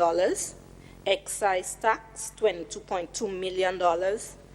Customs service charge, $52.7 million. Environmental levy, $11.2 million. Mr. Deputy President, I challenge you to buy something and have it come in and see the taxes. Only last week I went to Clay and I noted the amount of tax that you pay. I haven't yet gone back to get into the meat of it to see what the percentages are for the items, but I will do so. So these are the major revenue earners, Mr. Deputy President. Inland Revenue Department, Customs and Excise Department, and then hopefully we would be able to get some grants to assist with budgetary support and some capital grants. And then I went into looking at our expenditures. I took the document vote by vote, so I wish to speak specifically to some of the votes. Vote number 1, Governor General. Rental of asset, which means the Governor General's residence, $220,800. Increased from last year and to be increased next year based on the estimates. The Governor General's residence. Now, Mr. Deputy President, the Governor General has been renting, according to my information research, since 2004. The Governor General has been renting. So it means then that government is paying somebody, some entity, to house the Governor General?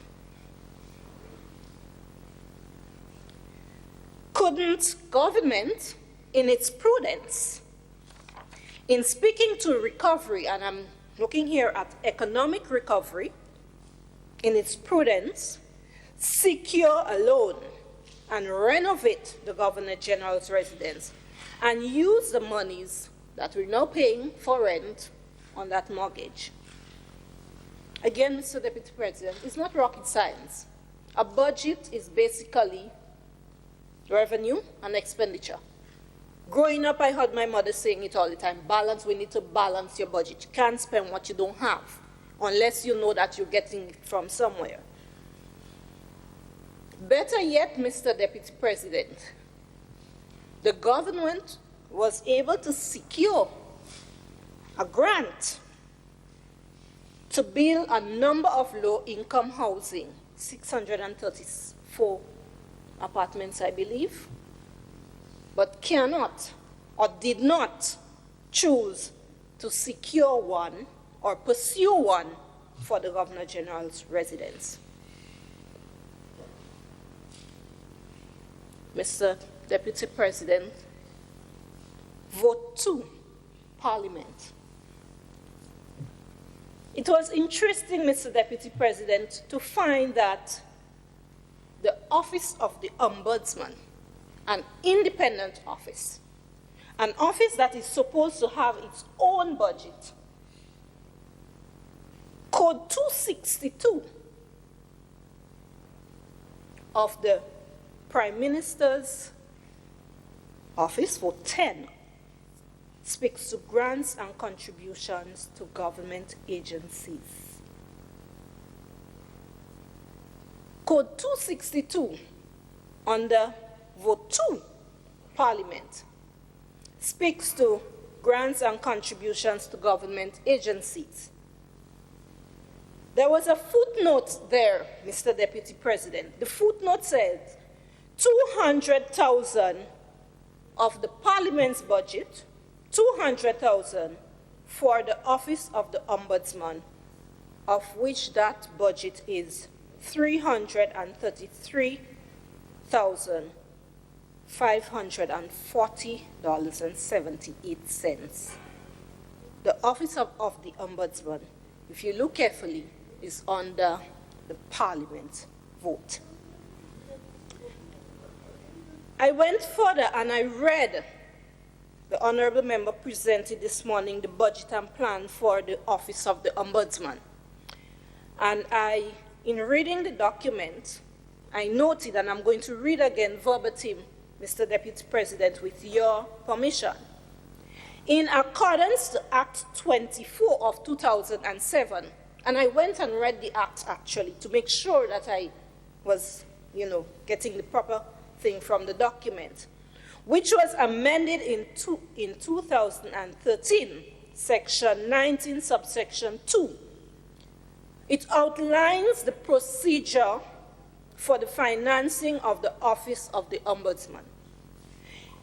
However, that same document is saying it has been the practice that the approved budget is embedded in the vote of Parliament for disbursement, which, contrary to the section quoted above, so that is contrary to what it should be.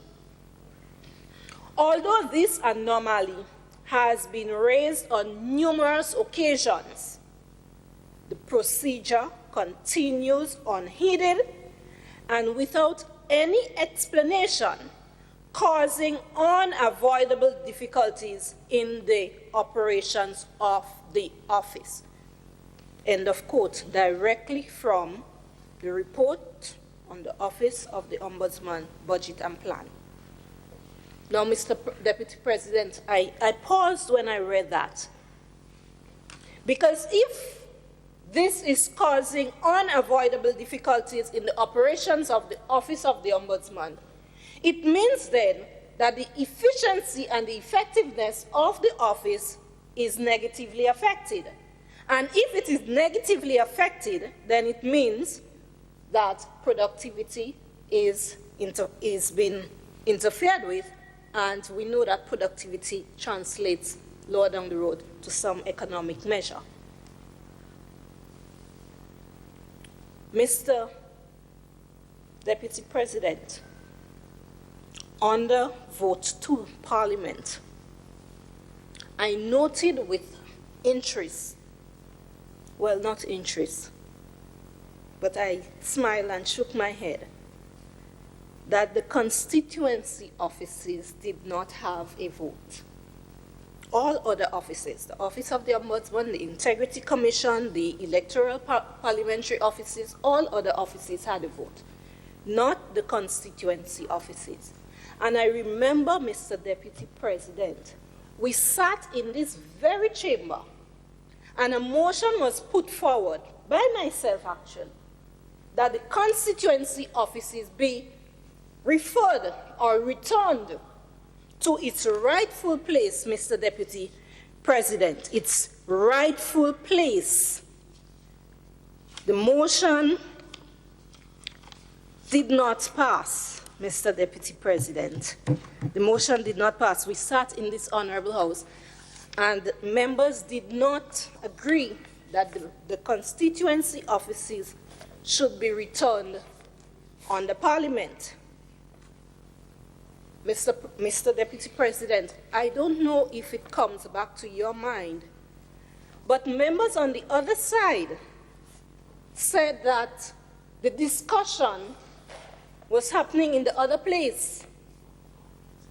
And knowing me, I went back and I asked for a copy of the Hansard, and I tried to figure out, well, when and where did this discussion happen for the constituency offices to be removed from under Parliament, with the clerk being the financial administrator of the offices, to under now the Prime Minister's ministry, and I'm coming to that in a while. And I want, with your permission, Mr. Deputy Speaker, to take just a few snippets of the Hansard, of an extract of the sitting of the House of Representatives held on Wednesday, 29th July 2020. And I'm going to read verbatim.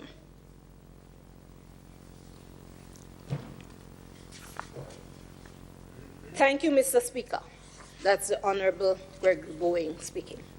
Mr. Speaker, I cannot say that I'm surprised at the motion,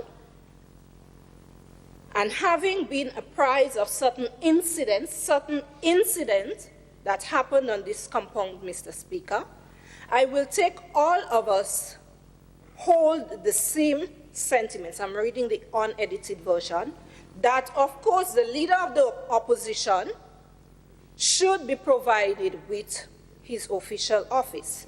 That was in response to the Parliament, the leader of the opposition's office in this building. He went further down, Mr. Deputy President.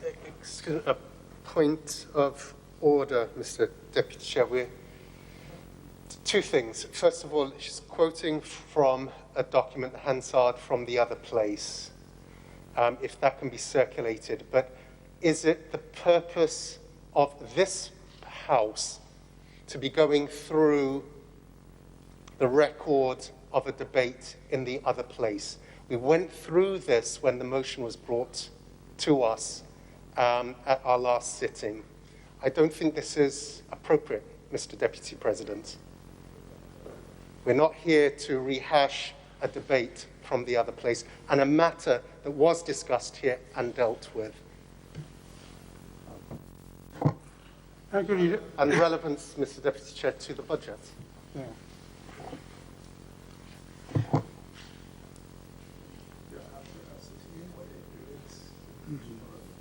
That's right. Thank you, Mr. Leader of Government Business. Senator Sincere, I will just say to you that get to the point quickly and relate it quickly to the budget debate so that we can move on. And thank you very much, Mr. Deputy President. So indeed, it is appropriate because it is related to the budget. The office of the constituency offices are indeed under the Prime Minister's ministry, and there is a budget item for that. I went back. It's not that we're opening a new debate, Mr. Deputy President. We are stating here the fact that the honorable members said that there was an agreement. We're talking here the budget and where the allocations and the disbursements should be. Now, the honorable members mentioned, and I anticipated this, the honorable members mentioned that there was a decision in that other place to move it. And I'm saying here, there was no mention of that. So the honorable members grossly misrepresented the truth. The discussion was happening in the other place. More so, Mr. Deputy President, I am making the point, we're discussing the estimates. Sorry. This is imputing improper motive, talking about the truth of a member in the other place. I think we need to rein in this discussion, Mr. Deputy President. I'm talking about who is speaking the truth or not speaking the truth in the other place. It's not appropriate for this House. As I said, Senator Sincere, move it along. Thank you, Mr. Deputy President.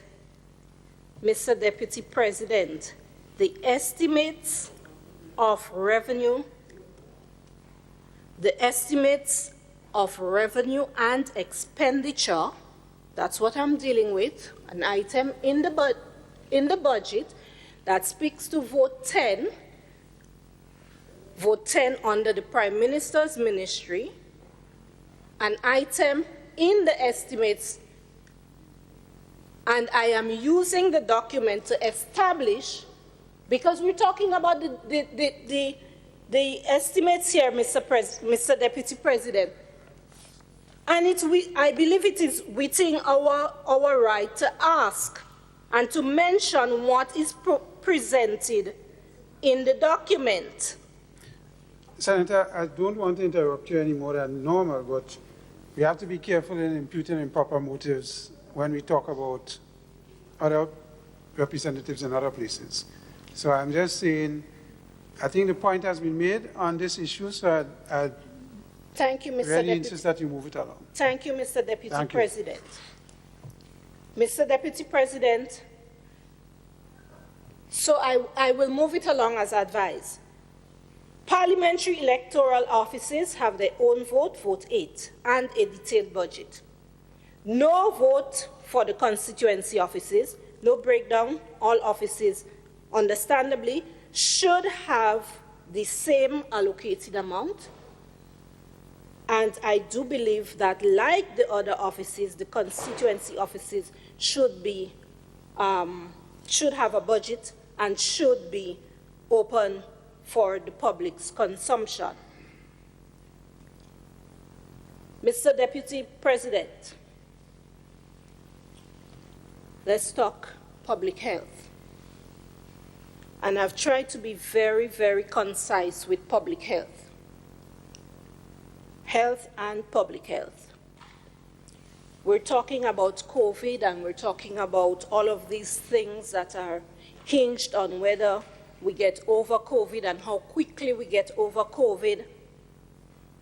But, Mr. Deputy President, I would like to take the opportunity to just speak to public health, because I think sometimes we get a bit confused between medical care and public health. We're talking about a public health situation, COVID. Mr. Deputy President, public health is hinged on really 3 pillars, 3 core functions, as we call it in public health. Assessment, so we hear all the time of the contact tracing and all of that, assessment. Policy making, so we have come up with some protocols. And then we talk of assurance as part of the public health sphere. Assurance speaks to really the implementation and ensuring that the public's health is at its best. Now, Mr. Deputy President, I know the honorable members on the other side may decide to stand again, but I wish to make the point that following through on the implementation of the COVID policies speaks to assurance. And at no point should any leeway or any concessions be given to the protocols. What is good for Paul is also good for Peter. As old people say, what is good for the geese is good for the gander. No exception should be made, Mr. Deputy Speaker, because in the event that exceptions are made, there will be negative impacts, and the negative impacts have economic impacts as well, economic implications. So, Mr. Deputy President, let's take, for instance, we had, an infringement. Let's call it that, an infringement of the protocols. And there was some, quarantine action to be taken after that. Mr. Deputy President, for every person that was quarantined, it means that that person could not show up to work. It means that that person did not produce. It means that revenue was lost. So, Mr. Deputy President, when we're speaking of public health, we need to be very, very careful. Again, the protocols that are in place, the policies that are in place ought to be implemented without any concessions being given to anybody. And I will not go into the incident that was dealt with in the media yesterday. We all know what it was. Now, Mr. Deputy President, we also hear, and I want to make these points so we could understand why these things are happening, because when they happen, again, there is a financial cost to it. I said in this honorable house before, and I'm saying it again, we are focusing a lot on the physical aspect of the disease, Mr. President, the manifestations. So we quarantine and we do all that we have to do. But we are not dealing with the social and behavioral aspects of the public health situation in which we now exist. Mr. Deputy President, before COVID, people used to move how they wanted to move with very few restrictions. Now that there is COVID, a behavior change has to happen. But behaviors do not change overnight. It takes time. And in order for the government to get people to change their behavior, it takes money. Mr. Deputy President, now I know there is a budget item for the Ministry of Health, but I'm speaking directly here now to the issue of health education and promotion. If we are talking about recovery, transformation, and resilience, we must talk about health education and promotion, because we're coming out of a culture of functioning one way into a culture of functioning another way, and that takes time and that takes money. Mr. Deputy President, I know the honorable members on the other side may say that while the item may not appear X or Y or Z, that was intended or that may be spoken to. I know there is a health promotion unit at the Ministry of Health. And I know in my conversation with the honorable member on the other side, he was anticipating that I would raise this point. Health promotion and education cannot be overlooked.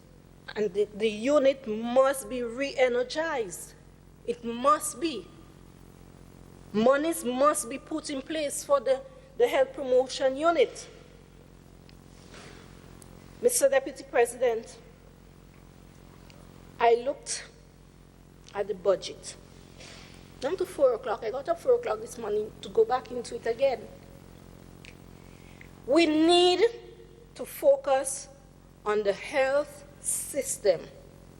We cannot deal with issues independently, in isolation of each other.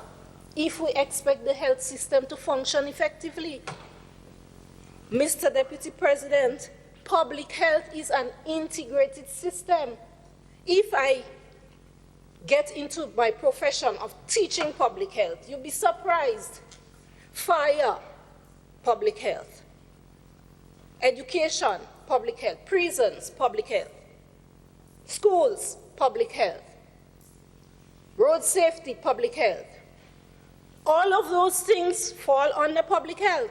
But for some reason, we're currently dealing with the issue, and yes, the budget is hinged on COVID. And so I need to speak to public health. And I noted here that there was information put forward on upgrading of health facilities. So we're talking here about public health infrastructure. But Mr. Deputy President, we always make the mistake of confining infrastructure to buildings and roads. Mr. Deputy President, in public health, that does not work. In public health, infrastructure speaks to physical, it speaks to human resources, it speaks to organizational resources, it speaks to information resources, it speaks to a combination of things, not just infrastructure as physical. And so there is this focus on, upgrading, and I'm not saying that that's not good, upgrading the health facilities, upgrading of the nurses' hostel, the general hospital elevator, work on the emergency ward, retrofitting of health facilities, draft legislation for the national health insurance. Those were some of the things put forward. These are the things that our monies are going to go into. So, Mr. Deputy President, I wish to point here. President, in the chair. So, Mr. President, I wish to point here the absence of electronic medical records as part of the public health infrastructure. Why do we need to have electronic medical records? You'd be surprised to know what these, just getting the system working. There is a lot of data. There is a lot of public health data available, but it's in folders and files, and it has not been digitalized. It has not been put in an electronic format. The system needs to be improved. And we have been speaking about that in academic public health for a while. Mr. President, imagine that I can go to the Grambra medical station for a particular issue, and later go to the general hospital for an issue. These two entities, with the ease of the electronic medical records and a functioning system, would be able to speak to each other. Ease of access to information. And I challenge the members on the other side to look into the need, the necessity of spending monies on an electronic medical record system. In fact, a management information system for health. If we are talking serious recovery, transformation, and resilience, transform the public health infrastructure, Mr. President. Let's talk about quality of services. I listened to the presentations in the other place. And yes, some services are going to be offered, and, I listened. And it was mentioned that research. But Mr. President, I did not see an item in the budget for research. If we are going to speak to recovery, transformation, and resilience, research becomes an important aspect of that. Research. Ask the Grenadian public. Find out what are the services accessed. What is the average time to access services? The length of stay at the hospital. What's the average length of stay for persons with a particular complication? the number of returns to facilities for the same issue. These are all important questions when it comes to health. And we can only get the answers if we do research. And we can only do research if we have money. And the only how we can get money is if it is put into the budget. Mr. President, I wish to mention here as well conversations that have been happening or taking place as it relates to the relocation of the fire station. And again, Mr. President, I'm still under the issue of health and public health. The relocation of the fire station. Mr. President, I would have already mentioned that the fire department is part of the public health system. The fire department is, or is usually considered a first responder. So to have any consideration or present any justifications for relocating the fire station from its current location to somewhere else, to me, as a public health, as a person in academic public health, is crazy. Because in its current location, it has some ease of access or quick response to fires. Mr. President, the current location takes into consideration the building density in the town of St. George and the history of fires in the area. To relocate it to somewhere further means that we are going to be jeopardizing the public's health. If the government can find money to create or, build another fire station elsewhere, even better. But to relocate the one from where it is now to elsewhere would not be advised at all. Mr. President, again, since this budget has a lot to do with COVID, I wish to speak here directly to COVID, and in particular to vaccination. We had some estimates for a 2-year, 3-year period, and none of them mentioned vaccination. None of those estimates mentioned vaccination.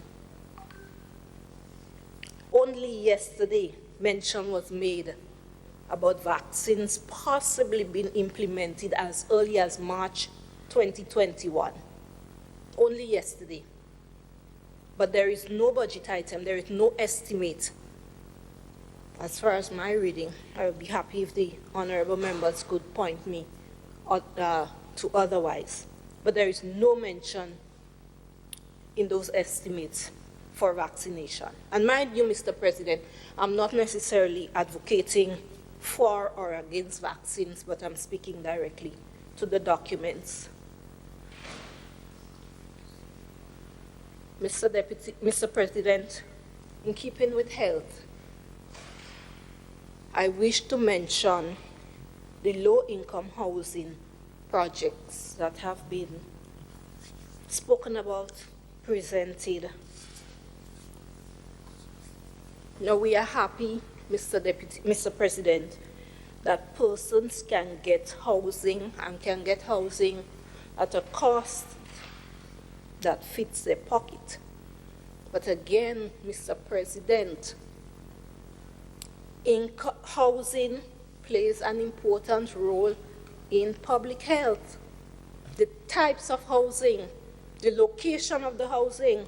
In fact, research has actually shown that persons residing in low-income facilities seldom emerge out of their situations. So it means then that extra safety nets need to be allocated to these housing projects. I did not see that in the budget, Mr. President. we talk about personal space. You know, when we're growing up, we always hear people saying, don't come in my personal space. Well, I have news for us. Personal space is actually a dimension within public health. That is why only so many people can fit into this place. That is why we have different doors. This is public health in reality. You cannot have one door for entrance and exit. You must have an escape route. The door must swing outward, not inward, because if there is an emergency, we should not pull the door to us, we must push the door out. Public health, in reality, in actuality, we live public health. And so, Mr. President, I wish to mention that the budget, the estimates of expenditure, revenue and expenditure did not speak to giving some of these considerations to the low-income housing projects that were proposed or that are being given. Mr. President, I'm happy to hear the honorable member speak of waste management, because again, this is an important aspect of public health, the separation of garbage or waste, the proper management, a proper treatment facility, all of these things speak to public health. Now, Mr.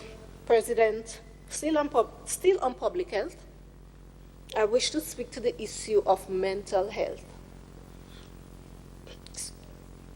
Mr. President, you would remember that when we had the very first session when I became a senator, I mentioned the importance of psychosocial assistance and support. It continues to be my plea that more monies, more resources be put or focused on mental health. Mr. President, we're living in challenging times. I've spoken about our culture, and we had a cultural shift from living one way to living inside. And so persons are a bit stressed. I went to a facility last week, and I heard the ladies talking, and they said the lady came in as if she came in to cuss us. And I said to the two ladies, I say, you have to remember that persons are stressed, persons are frustrated. 14,000 jobs lost. We don't know where certain things are coming from. And so persons are living with a lot of stress, which manifests itself in different ways. We had a spate or small pockets of suicides, and we talk about it after the fact. More resources need to be placed on mental health. Mr. President, I wish to speak now to education. If I heard the honorable member correctly, $124 million allocated to education. I must confess, I skipped over education a bit, because when I start going through educational documents, I get stressed. I look at what is happening, I look at the documentation, and I get a bit stressed. 24,200 e-learning devices given out. 77 teachers trained. School infrastructure rehabilitation. But, Mr. President, I wish to point out here that some schools, 24,200 e-learning devices were given out, but some schools are in need of furniture, a basic requirement. In fact, when I inquired, I was told that a particular school was still on rotation because of lack of furniture.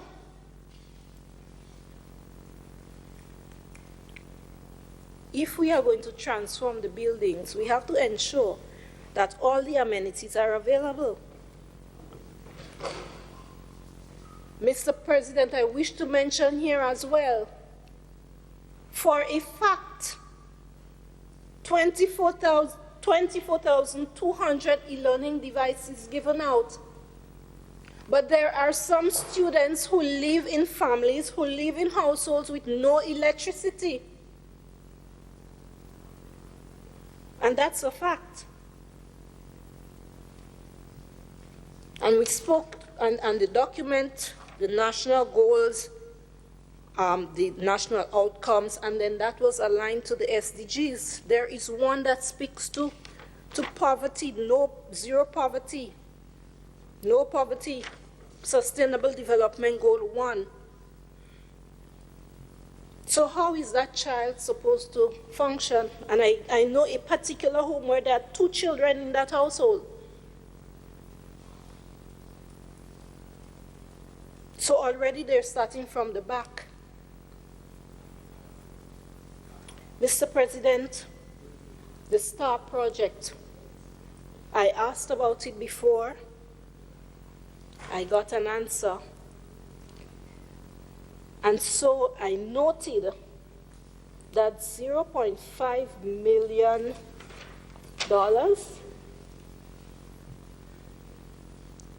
would be allocated for the STAR program. And I also noted, in asking my question in this honorable house, that part of the answer was that more schools would be getting the STAR program. And one would expect that before such an intervention is opened up, because it was piloted at a particular school, that some economic analysis be done, cost-benefit analysis, cost-effectiveness analysis, cost-utility analysis. Now that the STAR program at the piloted place would have ended, was there a review? Was there an analysis? So we know that before we spend monies put into this budget on offering that project to other schools, that we are indeed spending monies on worthwhile projects. Mr. President, I can speak on a number of issues as it relates to the STAR project. I'm sure I'll engage with the honorable member on the other side during lunch on those issues. Mr. President, in an era of Zoom and Skype and digital learning, teaching and learning, I noted that no allocation was made for the review of the Education Act, no allocation for curriculum reform. In fact, as far as I know, the SPEED 2 document, which should have ended in 2015, may still be the one being used. I know that there should have been a review and an update, but I noted that no allocations were made on those fronts. So, Mr. President, again, I'm going back to the theme.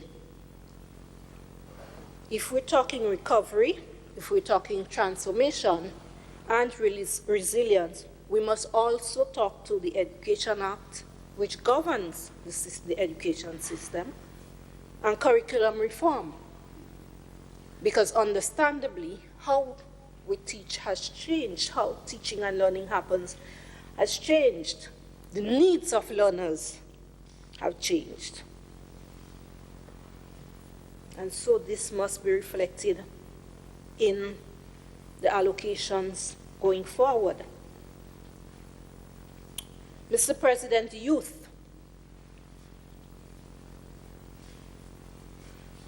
Grant for youth in agriculture, new Imani, youth parliament, youth ambassadors, Empower, Youth Vibes, Fly. I've noted that those were some of the projects for youth. I'm going back again to the theme, Mr. President: recovery, transformation, and resilience. We repeatedly heard that things have changed. We cannot function as we were functioning before. We have a new normal.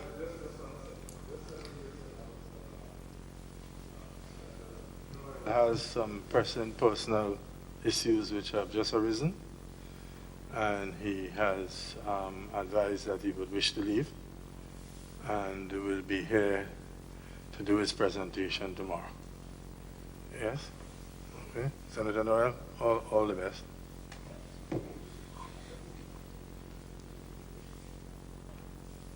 Now, Mr. President, I wish to point out that under youth, the projects that I've just listed were projects that were happening in 2019. There was an increase in the youth budget. So it stands to reason, Mr. President, that either we're going to get more youth involved or more of the interventions across the nation. Nothing new there, just more money being put into youth. I had a couple of questions that I had asked.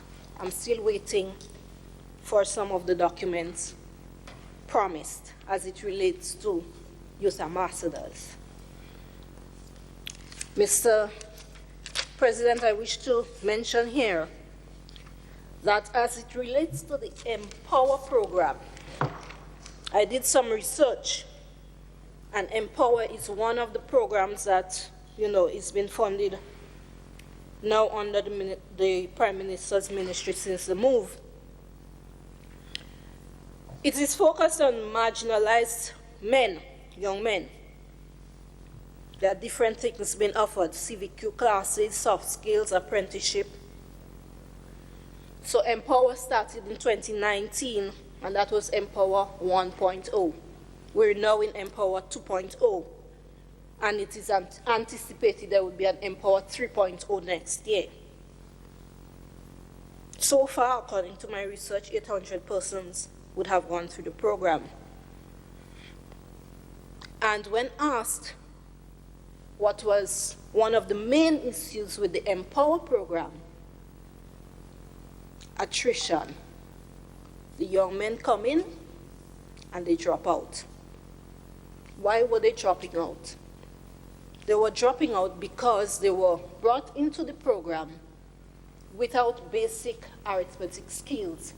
And because that was part of the program, the frustrations led to them dropping out. Now again, Mr. President, if we are going to be spending more monies into these programs, then proper reviews, proper evaluation, proper analysis need to be done before they can be continued or before they are offered more broadly.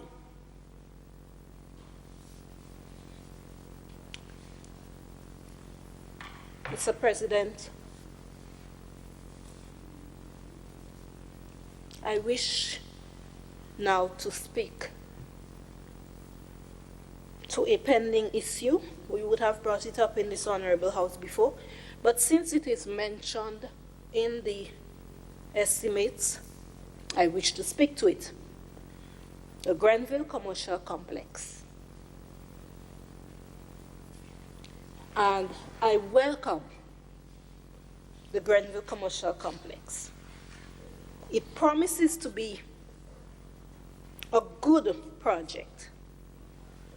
For one, a library is promised, and I'm really looking forward to the library.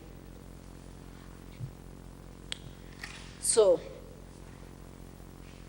according to what was presented, construction of a commercial complex to house the district revenue office and library and offer some spaces for rent. The project will the project to date, the design is completed and construction will commence in 2021.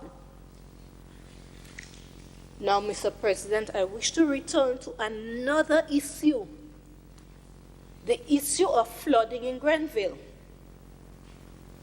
The commercial project is going to be in the epicenter of the flooding in Grenville. We have a number of senators in this honorable house with ties to St. Andrew, and they can attest to the fact of the location of the flooding. Now, when asked about the flooding in Grenville, we got a response. It's going to take some time. A certain grant was awarded for smart cities and for climate resilience and all of that. We spoke to the flooding and the erosion at Telescope and how that is affecting the flooding in Grenville. And the answer to us was, it's going to take some time, but we are going to construct, Mr. President, a commercial complex in the middle of Grenville, in the middle of a flood-prone location. Something seems wrong there, Mr. President. It seems as if either the horse has gone or the cart is not before the horse. Because I do not understand why in the budget for next year, there are allocations for the construction of that building, high potential building, but no allocation to deal with the flooding. And in fact, the answer was that it's going to take some time to get fixed. So then why construct the building when we have a flood-prone situation? We know that there is poor drainage in Grenville. We know that when the tide rises, the sand comes into the drains get blocked, and there is no outlet for the water. Now, Mr. President, I wish to ask a question. When the hurricane season starts next year, or the following year, based on when the construction is completed and the building is put into use, what is going to happen when the rain falls and Grenville gets flooded? Let's go back again to productivity. Let's go back to the potential loss of goods and services. All of these translates back to money. Mr. President, this is something that needs to be addressed. Now, Mr. President, I know I have not used up all my time, but I wish to now speak to the constituency of St. Andrew Northeast. And in particular, I wish to speak to the Pearls area, because I looked at the estimates of revenue and expenditure, and I see a number of things that I need to address here today. The Simon Cultural Center, welcome project, we're welcoming that. But Mr. President, there will be a swimming pool. The swimming pool will not be of Olympic size.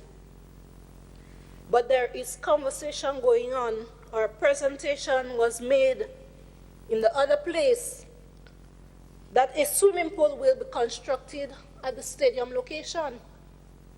Why not at the Simo Cultural Center, where construction has not yet begun? What is the reason, what is the rationale for not having that Olympic-sized swimming pool at the Simon Cultural Center? We're talking rural transformation, decentralization, everything you have to come down to St. George's. Mr. President, the Pearls, playing field and pasture. And I look at my honorable friend on the other side and I smile because I mentioned that before. And I know he anticipated that I would speak to it again today. The Pearls, playing field or pasture, as we call it. Cricket goes on there. When cricket season is open, one of the main areas for cricket. No washroom, no working washroom facility, no stands. When the rain falls, it becomes flooded. Granted, I must mention that the soil is relatively good, so the water gets seeped out quite easily. But I remember the honorable member mentioned that a drawing was already in hand. And I noticed that there were other places getting all other things, but the Pearls playing field or pasture remains neglected. Mr. President, I wish to also mention the Pearls basketball court.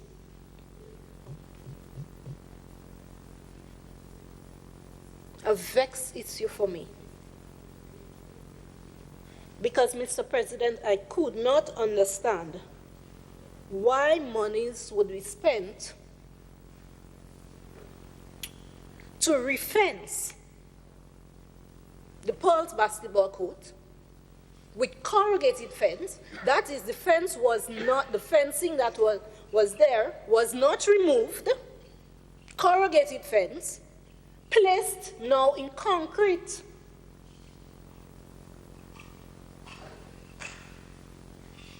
And I'm challenging I think our new senator can speak to that. I open my door and I look at it every day. I passed one day and I had to stop. And I asked, what's going on? They're refencing the court, but the fencing is corrugated.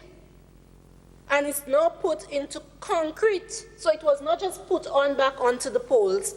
It was planted in concrete. Transformation, rural transformation. I was happy to see last week, finally, the backboards for the court were put up. I was happy to see that. The instant the backboards for the court went on, the number of young men that came, there was one particular gentleman, man, every time he sees me, miss, when y'all getting the court back, I want to get a little sweat, and I want, to the point of almost frustrated me. Right? You should see the number of young men on the court now that the backboard is up. That said, the markings on the court need to be looked at. It's not proper. And I can speak to that. I can speak to that. I sound like an MP. I wonder if the honorable member is trying to get me to say something there. Mr. President, I live in Pearls, and I like to give accolades where accolades are due.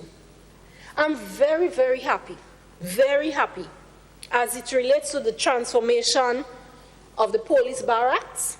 Mr. President, I am very happy to see that Camp Raymond, situated at Pearls, has finally gotten a facelift. Sometimes I also wonder what is going on there. Dilapidated, pieces of ply blocking windows, SSU base. This was the SSU base. The renovations, they're now happening, and I'm very happy to see that. Mr. President, I wish to end.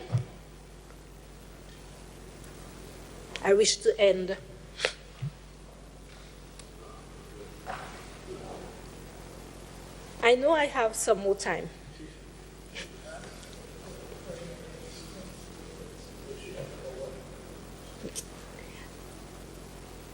I wish to speak to the issue of community tourism.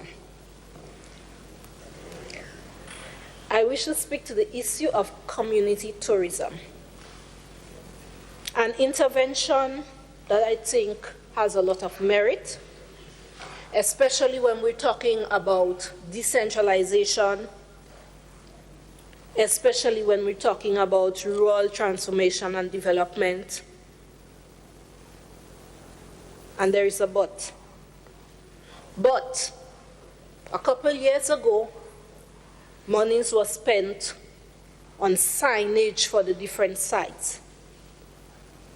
So, Mr. President, if you're coming to Grenville, if you're coming to the north of St. Andrew, heading towards Paradise, in fact, right after the Paradise Bridge, there is a sign that says, Pearls Amerindian Site. Full stop. It points the direction. I live in Pearls. I've been living in Pearls for 3 years now, and I do not know what exactly are the tourists going there to see. The sign says, Pearls Amerindian Site. The expectation is that there is some site that somebody can go to, that there is a guide possibly that can explain something to them. Nothing. Pearls tourist sites, again, the fencing of the plain. I will not say some of the things that come to my mind when I speak locally of the fencing of the plain. Mr. President, as part of the community tourism project, the old Cuban plane, the plane that was used during, I think when I researched, they said that was one of the last remaining Cold War planes. At Pearls, a contract was given out, and the area was fenced, toilet facilities constructed. But, Mr. President, the securities, male and female, have no booth, no place to sit. No place to sit, no place, there is no booth for the security. And so in passing, it is not a surprise to see the security sitting under the plane wheel on a chair or outside on the other side of the road by a local bar. No booth for the security, but there is a security there every day. And at one point I had to laughingly ask, what exactly is the security securing? Mr. President, the project took place after all the seats.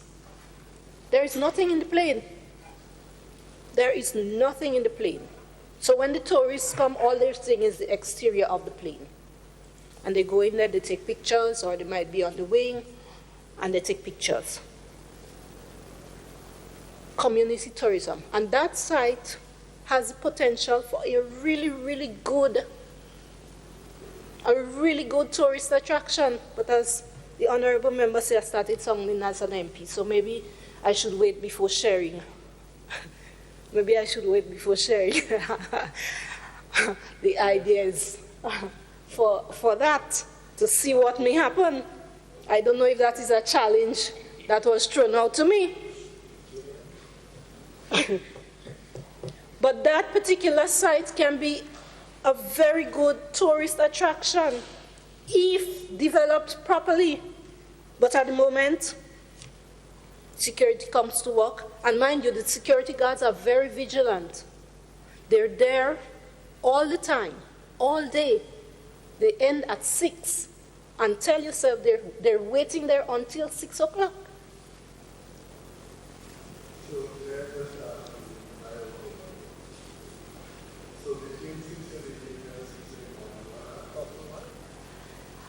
Mr. President, if I may respond to that. Between 6 in the morning and 6 in the afternoon, Camp Raymond is right there. And although I was annoyed at the beginning, Camp Raymond has now initiated a roadblock. So they block off that portion of the road. There is a detour road, so nobody's allowed to pass past Camp Raymond to get onto the Epwood Street. And we believe that because of the location of the base, that persons are not really going in there. I cannot speak to what would have happened for the inside of the plane where all the seats were gone and basically everything gone. So, Mr. President, I said all of that to say that in the estimates of expenditure and revenue document that was presented, there is no allocation for, that particular thing, something that I think is necessary. In fact, Mr. President, the washroom facilities at the site, they do not work. The washroom is closed. So if the tourists come there and they wish to use the washroom, there is no facility. So no facility at the Pulse playing field, washroom facility that's working. No facility at the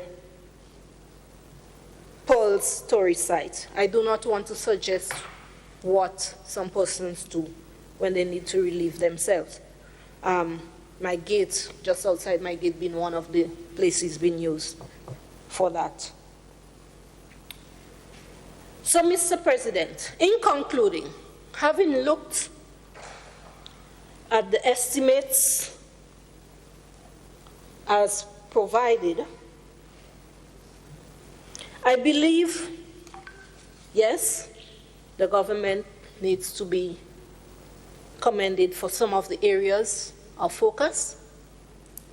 However, there are other areas that need to be seriously reviewed before moving forward.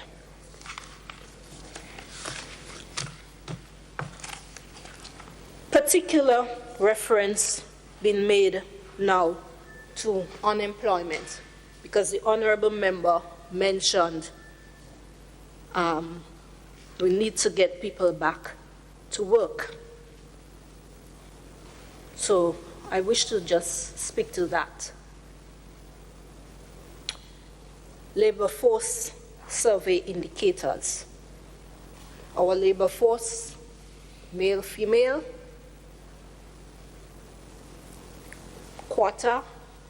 first quarter of 2020,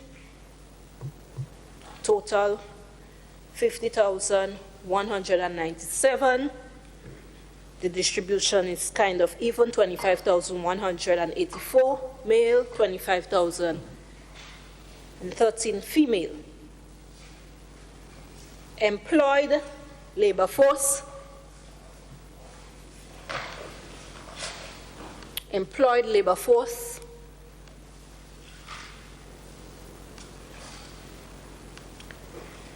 Let me just mention the numbers again. Mr. President, employed labor force, male, female, total employed again, first quarter of 2020, total 35,961, male 18,606, female 17,355.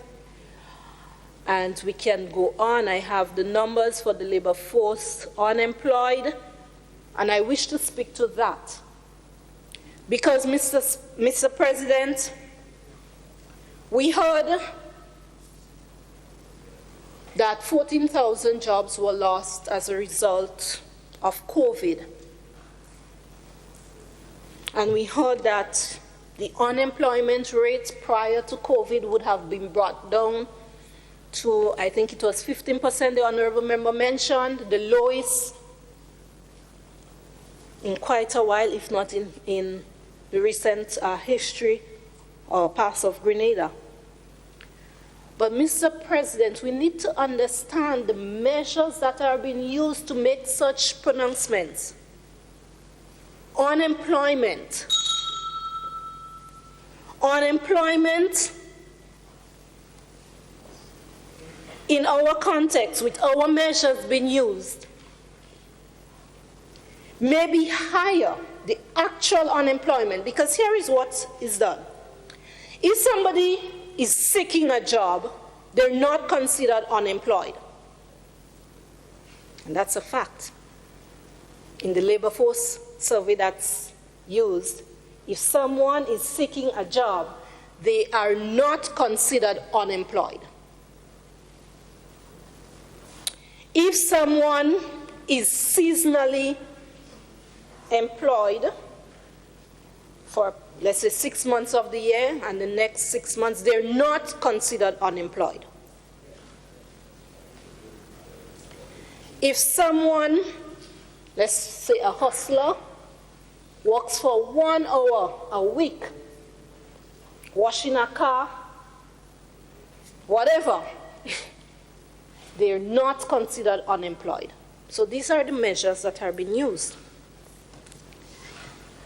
Now, Mr. President, I wish to go back to the focus of getting the country moving again. There is a strong focus on construction. There is a strong focus on construction.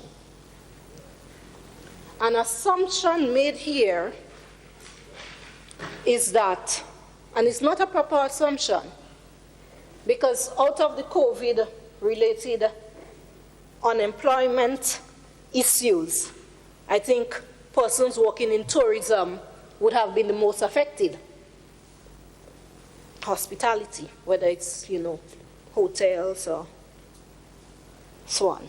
We cannot necessarily speak to private education because, as the Honorable Member said, everything is functioning as normal at SGU. It's just that persons are not physically on site. So we're speaking here basically to those who might have been working in the hospitality industry for the most part. So if the persons who would have lost their jobs were working in the hospitality industry, but our focus is mainly on construction, then there seems to be an issue here. Because the assumption is that either everybody can get into the construction industry, and even if that was so, Mr. President, even if, let's say, Tessa lost her job and construction was available to her, based on her skills, she'll be getting maybe one of the lowest paid jobs, unskilled labor.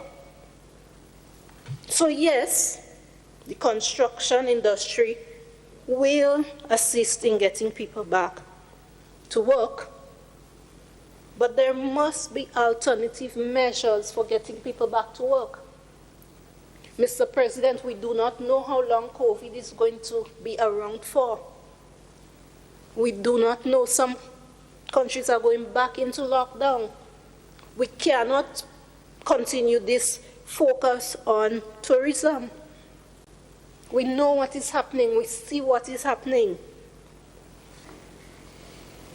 So we have to look for alternative measures, alternative means. I know there is a kind of snob outlook for agriculture, but I'll leave that for the Honorable Senator with responsibility for agriculture to speak to. But I wish to mention here, interestingly, we have not yet heard of a loan or a grant that may be focused on agro-processing. Every single year, every year, we have 5 minutes? 15. Thank you. Thank you, Mr.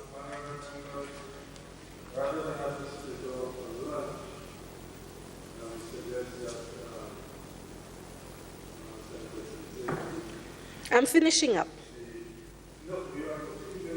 I know.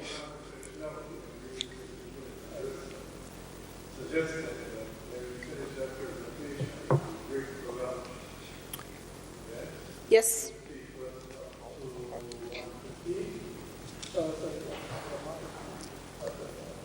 It's up to 1:15. Huh?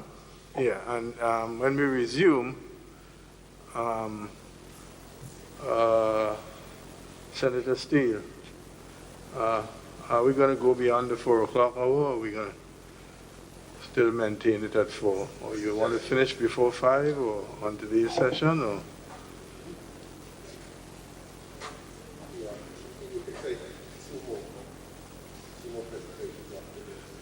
Okay, because that means if we come back, the clock is not running against you, so don't be, just hold your trend of thought. If we come back at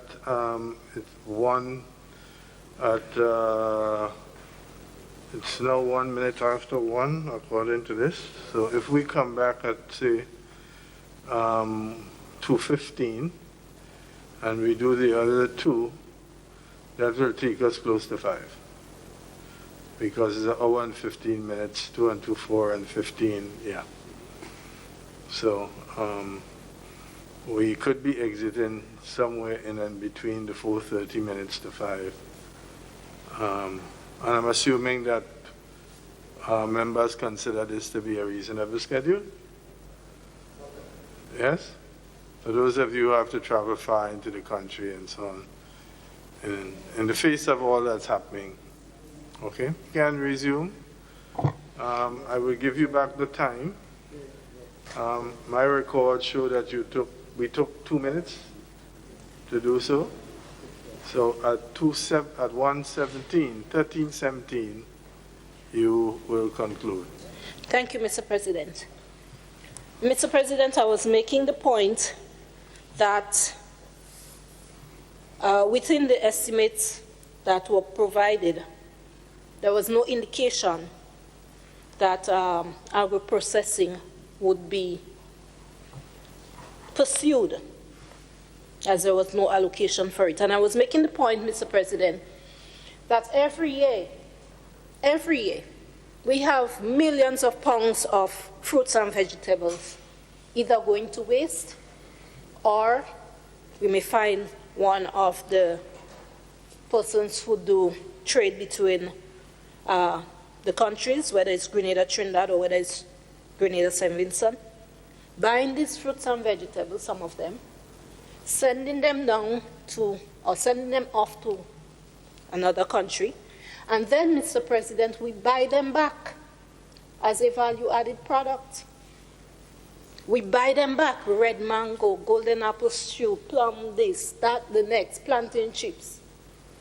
So we're exporting our fruits and vegetables where we can use them if we had the proper facilities and sell them in the diaspora. So, Mr. President, that was something I needed to speak to as well. Mr. President, I'm going to close on this point. The mismatch between education and employment. I heard the discussion, I know the discussion, I work in education. I've been in education for more than 2 decades, believe it or not. And we see the mismatch, our education system, and I was very happy to hear the member in the other place mention it, that our education keeps training, our education system keeps training our young people only in certain areas, the traditional areas. We have not yet diversified our education offering so significantly that we can address the gaps. And so every year we come and we hear our students go out and they lack in these skills. And so they have to go back in and do another CVQ or something to acquire these skills, or they have to learn soft skills, right? I wish to mention again that our education system has to be a bit more streamlined, Mr. President. And I'm ending, I left that point for last. I know I spoke of on education already, but I wanted to leave this point for last. We have a system where a student spends 5 years in a secondary school, not free. We know it's free education. They're not really paying for the education, but the government, there's a cost to that. Spends 5 years in a secondary school and then leaves secondary school and goes into a vocational institution. We have to get this right. We have to get this right, Mr. President. And I'm not saying here that academics are more important than the vocational skills, because we're seeing right now that's not true. We're seeing that we need skilled employees. We're seeing that there is a gap between what we need and what we can and what we are turning out. So again, Mr. President, I wish to put on record that we need to take a serious look. Millions of dollars are being expended on education. And so it goes back again to the analyses that are supposed to be done. Cost benefit, cost effective, cost utility. These are economic measures that make sense in education. We use it in public health. If we are spending X million of dollars on a particular project, we have to measure the outcomes not just in monetary means, but also in the real means. Are we seeing the changes that we need to see or that we anticipate? And with this point, Mr. President, I would end my presentation on what was presented to us as the estimates of revenues and expenditure. Thank you. Thank you, Senator Sincere.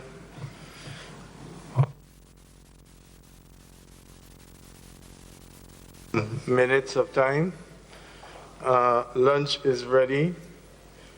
I would suggest that we be back here at, I don't like these odd times, and since we are doing multiples of 15, I would suggest that we back here at 2:15. Yeah? No. Let's have a full. Let's have a full hour in accordance with the, I believe it is the labor code. So this house now stands adjourned for lunch and resume at 2:15.